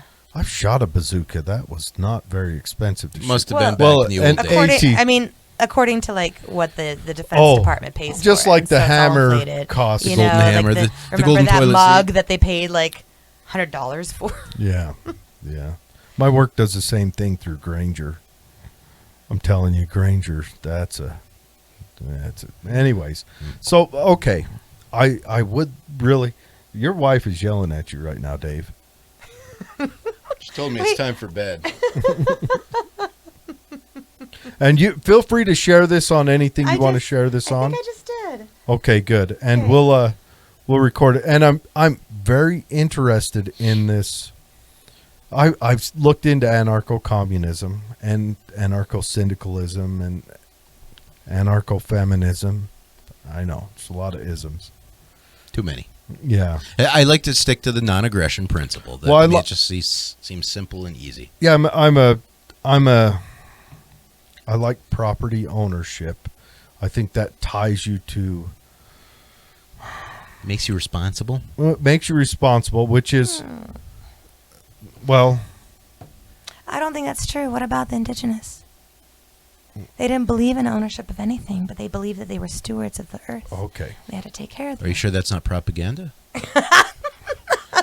Just None saying. of it happened. I will True tell you- hunter-gatherers I will really tell had a you very right close now, relationship with the earth. A lot of that is propaganda, which happened because, well, the Sioux pushed the Crow west, the Crow pushed and so they weren't like, at the time of war, they were all pushing west anyway. But they weren't even necessarily true hunter-gatherers. I'm talking about 10,000 years ago. I'm not talking Oh, about okay. like a few hundred years 10,000 years ago. ago? Yeah. 10,000 years ago. The way we legend used of to the really noble be. savage. Well, And it's not just a legend. I believe that the That's father of anthropology twisted us to be barbaric, war-prone, savages when we weren't actually. There is no need for us to war with one another when abundance is around. But they did. But they didn't. Also, we know that history Now, is a result of the victors. So do we speaking- even know what we Speaking know as is the really last truth? living Neanderthal, we did. So Jared, have you ever heard of the little 16-year-old girl found at the bottom of that water cave in Mexico 13,000 years ago? They estimate those bones to be of age. And this is the oldest North American humanoid race. 13,000, huh? So Is that older than Clovis? Now, we never found Clovis was European, I think. we never found a Clovis person. Well, Clovis is found. No, in- actually, yes, it was a Clovis person on the Okay. bottom of that lake or whatever it They was. think Clovis is European because of the spearhead. Mhm. We're off topic. But anyway, let me get back to this. It's okay, I like the geeking out. They studied the bones of the 16-year-ish girl, and they found all the signs of abuse from, I'm going to say probably a man, because Well, most likely. let's face it. But they have certain signs of abuse guys in are the barbarians. bones, Yeah. where the bones are twisted as if like the arm is being forced into positions that it shouldn't have been Oh, wow. in the young. Do they adult- think it in was the a- young A ages? punishment factor? That- Or sexual. it was slavery? probably just how women were treated back then. No, but you can't say like one person's bones, because you also have the story of, the settlers, and the Indians stealing the women, the wives of the settlers, and then the settlers coming back and stealing them back, and the women running back to live with the Indians, because the Indians Some of that- living with the Native Americans, they weren't owned by anyone. They didn't have a caste system. They the didn't way have a that- caste the way- system. yeah. It was non-hierarchical, and they were their own person. They say that's how the French Revolution be fueled was.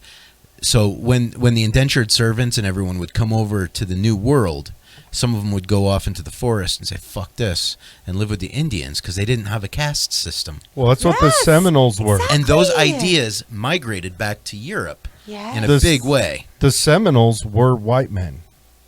The Seminoles in Florida and Georgia, the Seminole Indians, Oh. were white men. They were men that just went barbarian. Adios. They were. And They went native. Yeah, they went rogue. They liked the bush. Well, it depends on where you were. The Iroquois had a large hierarchy, Tecumseh and what have you. They had a large hierarchy and chieftains, and then you had other probably bands that did not. And it's a mix. We have to remember that the Native Americans were different groups. They were like comparing the whole earth. You can't drop them all into one bucket. They all Every tribe was its own world. they all grew up a little different and a little how they moderned and everything else. Anyways, we keep dragging me back into useless information stuck in my brain. So under anarcho-communism, Yeah. would it be a vote that decides to say invent that new, or even purchase that new piece of equipment. Or I think so. I think it or- can be anything you want it to be. so it's You know, it's an I actually unknown. believe that I do believe that there is the Marxian dialectic of moving from feudalism to capitalism to socialism is apparent because there's a huge hippie movement afoot. I don't know if you've realized. It happens every time we Yeah, every time. every time we Yeah. have And last time it was it was subjugated by the drug war, and now I think people are over that. COINTELPRO. Yeah. So I think people naturally, when they tire of the excesses of capitalism, because it's not, come on, it's not, Well- we have the lowest healthcare results of any developed nation in the world. Except in cancer. And in cancer, we have one of the worst cancer rates in the world. Really? I thought we had the No. best. No. Maybe we have No. one of the best documented No. cancer rates, and everyone else isn't point. documented No, because no, they're not I America. don't know any. I don't know people in Russia that get cancer to this rate. Our elderly die because they stop drinking and eating because Hey. they want to die. America can get cancer. I know. No, but really, Vodka but come cure on, cancer, Come on, comrade. The average person with cancer in the United States goes bankrupt. You really Yeah. think it's fair that we work 40, 30 years and then lose everything because we get some disease that, come on. Like, we have really low rates of literacy compared to the rest of the world. Like, the Soviet Union has one of the highest, Russia right now has one of the highest rates of literacy. Because Like, we're texting all the time and it has autocorrect. no, but I mean, so many different high infant mortality, high maternal mortality, all of these really low happiness index levels, based on the rest of the developed world. Yeah, but who's Come on, we telling can us do this stuff? better. Who's We are telling you that? Okay, come on. A person went in to Africa. I was recently reading, and he was like, "Hey, do you want to move to America?" And he's talking to a tribe as they're dancing around this campfire. And they're like, "Why would we? You guys jump off buildings." Yeah, but at least we have buildings. I mean, Oh, come on, really? I like my buildings. They're actually I would rather have my life fantastic and my architectural. happiness than I- a building. Look, in Come Africa, on. you have to worry about getting eaten by lions. You have to worry about the bugs. Still, The sun is so hot. There are. All right, look. and yet they're if you've happy. never had a Hershey bar, And yet they're happy. If you've never had and a they are Hershey more bar, present because there is no past, future, anything. It's today is going to be like tomorrow is going to be like tomorrow after the day after that. They have abundance. They know that they're going to get food eventually. There is no stress. They have like drum circles and they dance around a campfire every single night. And did you know the average hunter-gatherer, like true hunter-gatherer, only worked for 4 hours a day for their own self-sustenance? That included the hunting, the gathering, the cooking, and the eating. Everything else was play and nap time and Do you know sex. how the Native Americans did it? What? So the old man, he'd go out, stalk the animal, take it down, leave it where it was, Yeah. walk back, tell the old lady and the kids where it was. They'd go out and get it. Yeah. I carried a big-ass deer off the mountain. I was sitting there the whole time thinking, I need an old lady and a couple of rugrats for this. Right? Like, I know we think that we're so happy with our iPhones and with our big buildings and all of these modern conveniences, but are we truly happy? So when was the last time you've lived in an area where all you have is a hut made of poo and a campfire and some drums? And at this point in your life, could you be happy with that? In Costa Rica for half the year. I've been to Costa Rica, trust me. I They're- slept on the beach with a hammock and made all of my meals over a fire.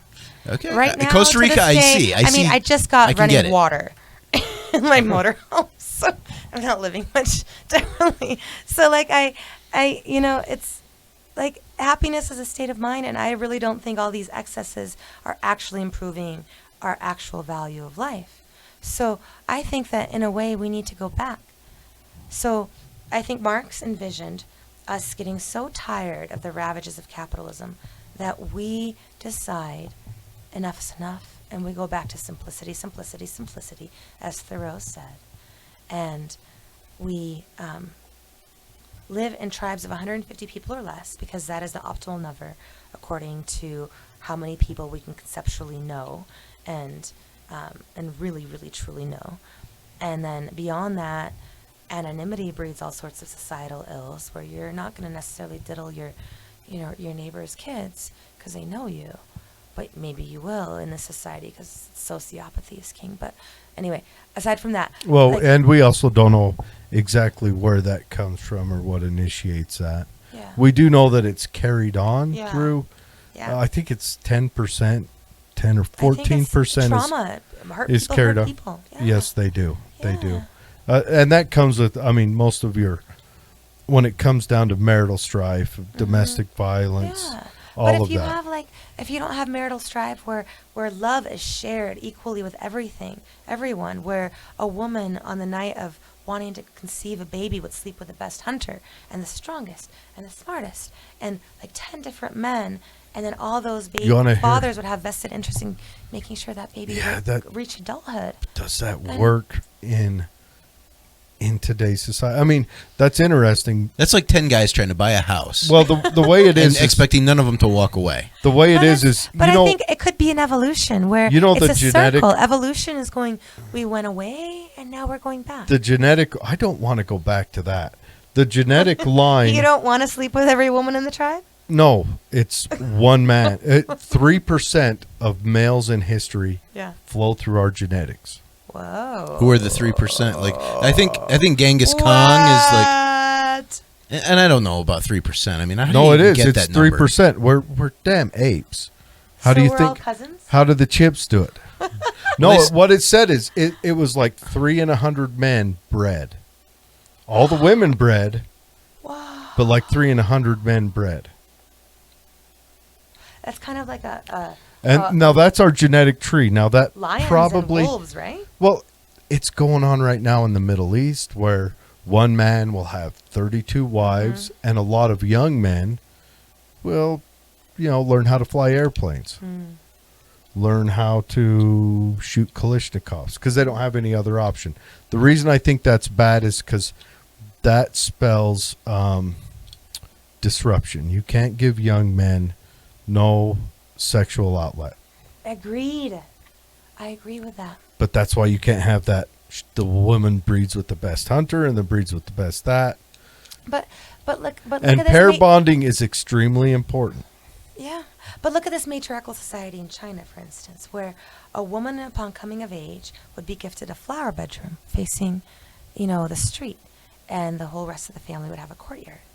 And upon reaching maturity, she'd be gifted this flower bedroom, and then she could invite What is it? anyone- A flower A what? flower bedroom, it was called. And so she could invite anyone into her room until sunrise. From sunset to sunrise, anyone could be invited into her room. And whatever child came out of that copulation would be raised by the mother and the brother in the compound. And so there was no So- this division so the brother of the got- family when people didn't get along.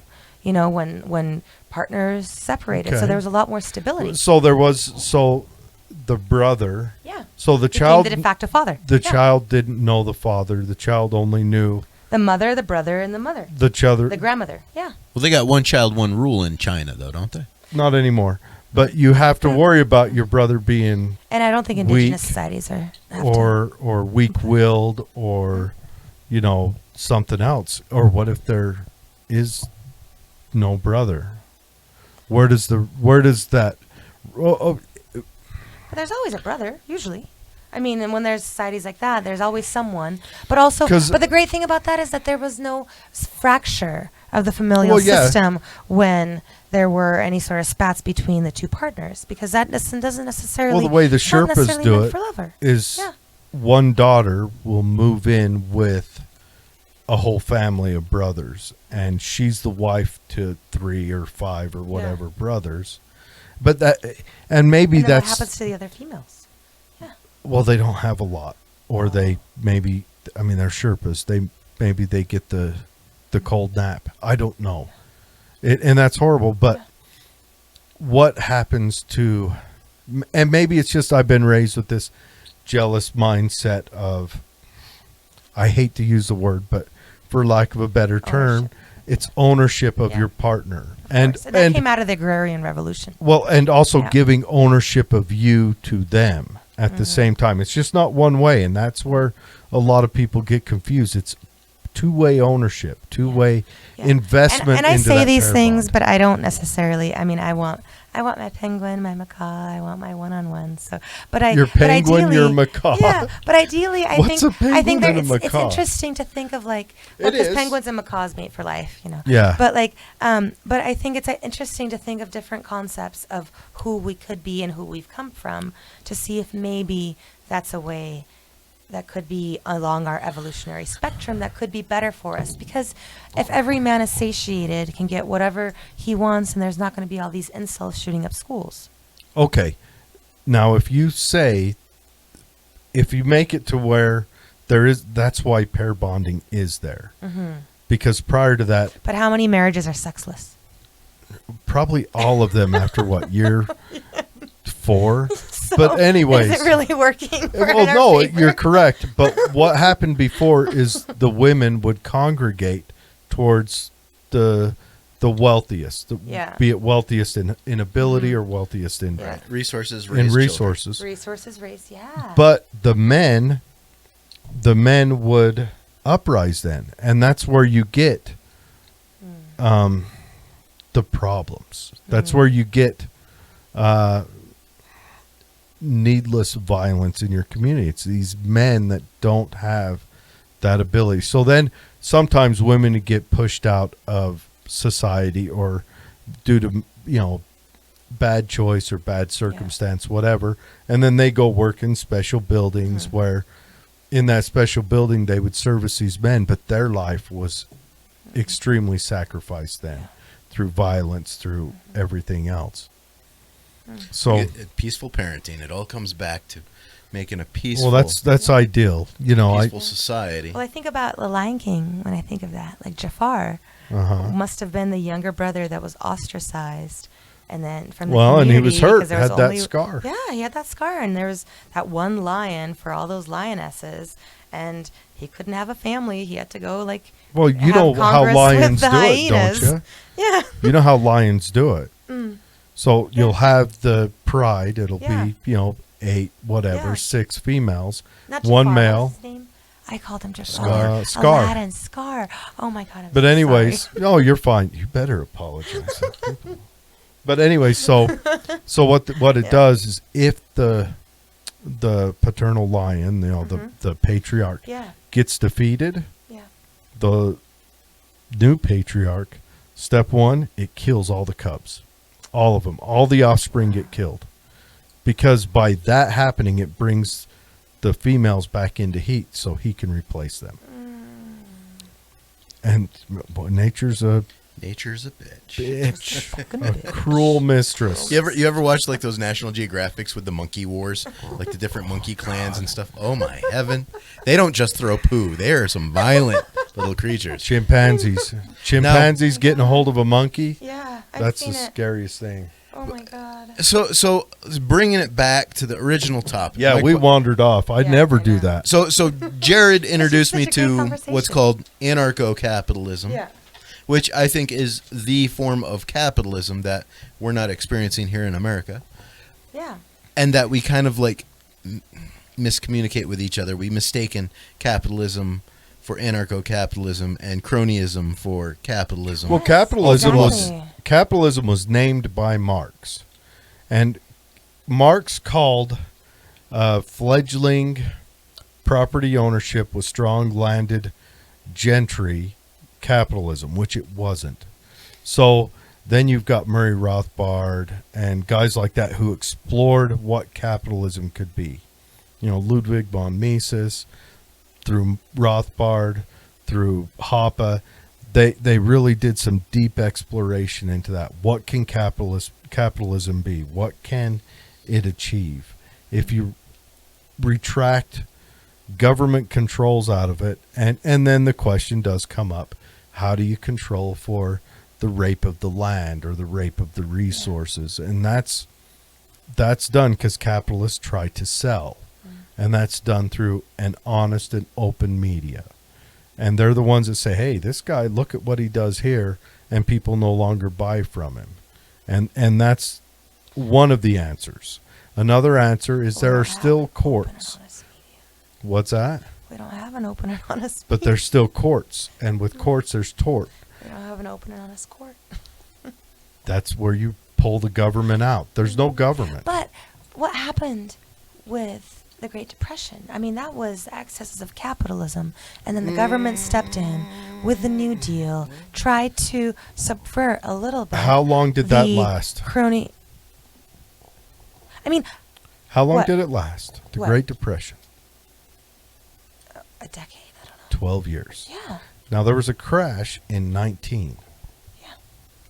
How long did it last? A year? 6 months. 6 months. The crash was bigger than the crash that led into the Great Depression. The government didn't get involved. The government made the Great Depression last longer. Government makes things great. Government turns gold to shit. That's all governments do. That's the only thing they can do. But I think now it's really primarily because the exact same people that were responsible for the ravages of the Great Depression, that were responsible for overthrowing Glass-Steagall, which is a separation of, the way that we bank.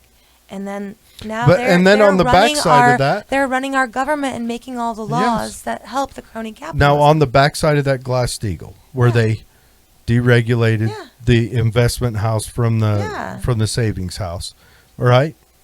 But what else did they do? They had regulations so small banks that wouldn't fuck with your money couldn't rise up.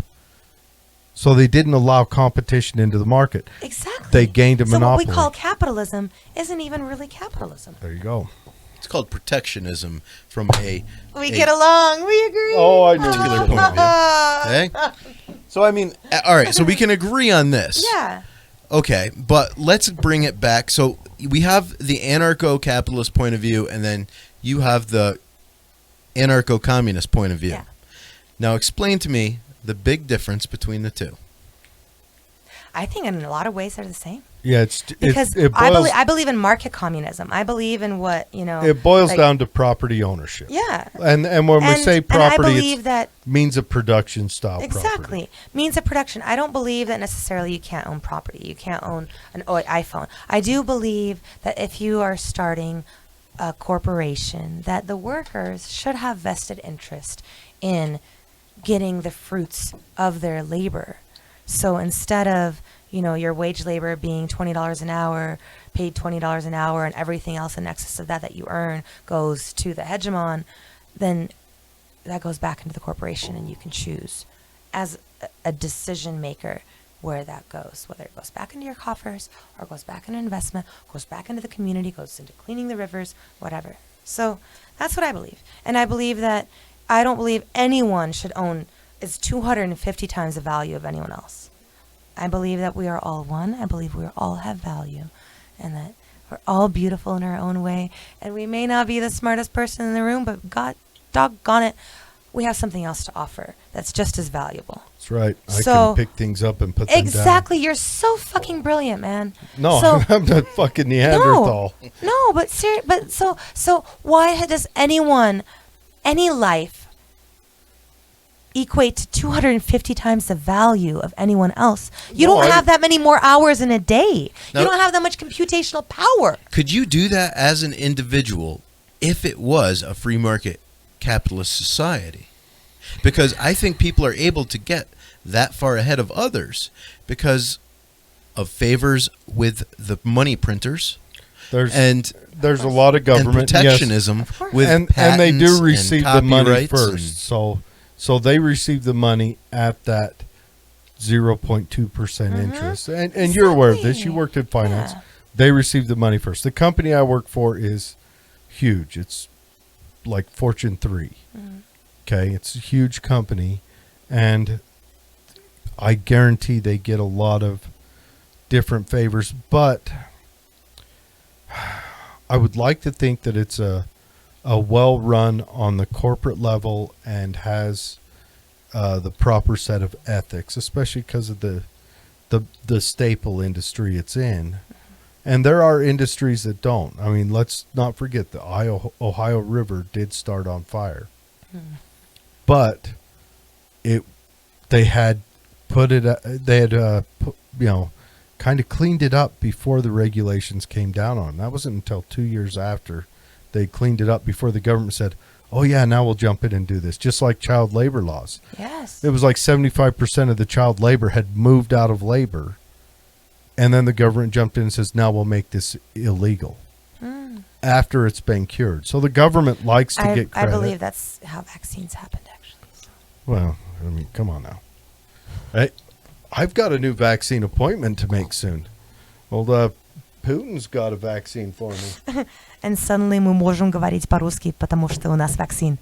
Jesus, if I had to learn Russian. So if I got to go get me a Russian bride, I've got to learn that shit? No, because that's the value of having a Russian bride. She can't talk back to you.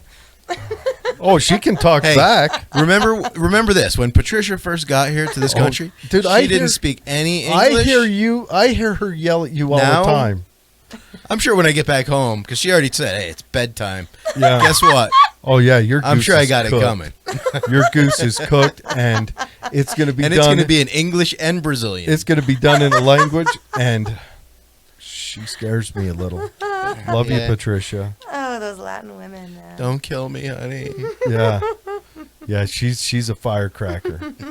She smacks me all the time because I say things that I shouldn't.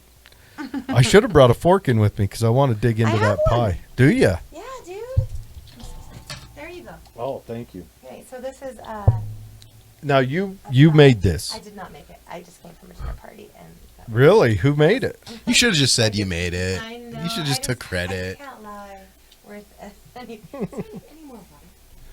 Yeah, I can go grab you some. Oh, I don't. Well, let's close out the podcast.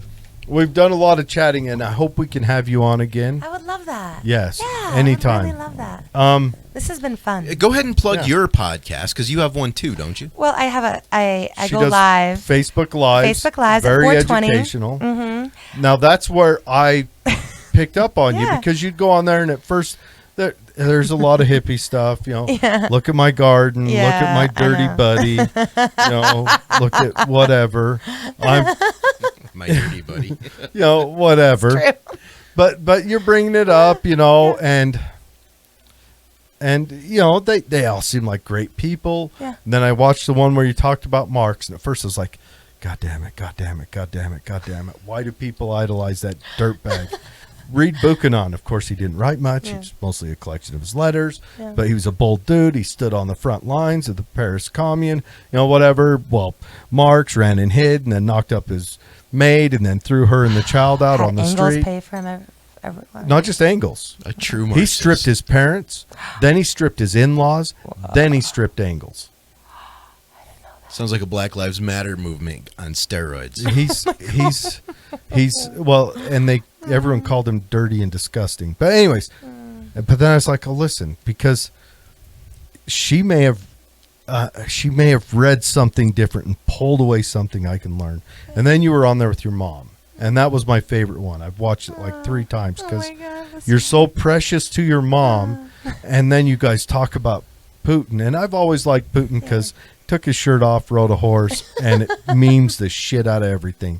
So I like a guy that you can make a meme out of, and he's a tough dude. I appreciate that in a male, and so you know all that stuff, and so I try to watch your videos whenever I can. You That know, means a lot. Thank you. well, you know, Truly. thank you for making them. Thank you for having me on. Yeah, and then I hope that we provide some bit of entertainment here. Well, I noticed you Seriously, this took is- notes, so Yeah. we must have said something. Oh yeah, I have Worth a lot taking I have away. a lot to research. She 'cause does you a guys are lot of blowing my mind. automatic writing. I do. When you looked at the TV and then scribbled, I'm like, man. Yeah. No, I really respect having intelligent conversations, and Well, and I'm an political person, so Yeah. I came from all my life being a Democrat, raising money for the Democrats, and now I'm nothing. I find some value in things that Trump has done. I find some value in the Republican Party. I find value in libertarians. I find value in the Greens and the socialists, and so I really I thank you for teaching me a lot today. Well, that's the thing And about for being so anarcho-capitalism. cordial. Yeah. It doesn't have to Anarcho-capitalism. be a screaming match between You can be. different views. You can have Yeah. anarcho-communism. Yeah. You can have anarcho-syndicalism. You can Yeah. have all that because anarcho-capitalism allows competition and allows freedom to do whatever, where any of the others demand a system where capitalism is, if it works, do it. Enjoy. That's what it is. That's And I'm kind an of- entrepreneur, so I do love it. I Good. love capitalism. Even Good. as much as I rail against it, I rail against the ravages of capitalism, of unfettered There, capitalism. there are whereas some. I don't know if it's corporatism. fettered Corporatism. or fettered. Fettered. Unlimitless And you know what? printing. You're right. And I'm coming to, I've come from the Democratic side where it's like, oh, unfettered and fettered. And, I maybe think that we just need to let all of the bowlines go and let it do its thing. Yeah, and I think the Democrats commonly argue for power. It's true. They like to gain power. Yeah, and I don't believe in my government anymore. Yeah. I don't believe trust in anything that they have put out. So let's see what else we got. It sounds like you're on the There you right go. direction. So we're going to close this Question down. everything. And let me just plug I am a health coach, even though I've been Ooh. talking politics. Well, My- I'm going to drop her links in Yeah, the show notes. So perfect. she's going Yeah. to say a name that you're going to try to spell. You're not going to pass it, but it's written up Just there. look in the show notes. Kseniya. Kseniya Kniazeva, KSENIYAKNIACEV. Looks like a name it's going to Yeah, stab you. She said it Makes you feel way dyslexic. too fast for anybody on my level. So all us 40 IQ and around that, Sounds like something a samurai would wheel. we can read it. So there will actually be in the show notes, if you go to our Facebook, YouTube, any of the podcasts, there will be a link where you just have to click it. You don't have to attempt to spell it. Go there, support her. She is a fabulous lady. She wore her pearls. I own no pearls. Dang it! I was gonna bring you pearls that you could wear. You should have. I own no pearls. I asked him. I begged him to go easy on me and so I wore pearls. Well, so I no, could she clutch said she was in going to case go he hard goes- on me, and I said I'll clutch my pearls. Well, that's what it was. Yeah. But anyway, so I'm a pearl clutcher. We will be back next Thursday. This has Yeah. been an excellent show. Thank you. Actually, we'll be on Friday. Oh yeah, we'll be back on Friday. We have So, yeah. Stormy, Stormy coming in. She's good. She's running for State House, District So, 21, District 21. Yeah, she's an outstanding lady, entrepreneur. against Doug Sanders, which, by the way, we did extend our invitation out to Doug Sagers. Incumbents never come on. What's the word? I don't know. It's They're weird. terrified of you. They've got nothing. They to Can't need blame their them. pearls We to ask protect them. questions. We'll get a pearl, a set of pearls as they walk in. We'll hand it to them. But yeah, Clutch hard. Clutch hard. everyone go check her out. She Yeah. is So my name a. is Kseniya Kniazeva. I'm a health consultant. She said it I can again heal. fast. I can ameliorate your symptoms. FDA, fuck you. I don't say that I am a doctor in any sort of way, but I can ameliorate any symptoms you have at me. I have a 100% money back guarantee. Go to kissheal.com. I'm also writing a series of books. Nice. It'll be called Daughter of the Dawn. You will find them as soon as my website goes live under Kissing the World Whole. And she will .com. be back on Please. both of my podcasts when that Please. happens because, you're welcome anytime. Thank you. That means a lot. Had a great Here we time. like entrepreneurs, and my Mhm. other show we like healers. So it's all about it. And I like the 100% money back guarantee. I think Yes. doctors should be like, all right, look, Exactly. if you I- can't get healed, Yeah. I had a great grandma who Exactly. Why is Yeah, it profit why not? motivated? got breast cancer Because and went that to feeds California, disease. Mhm.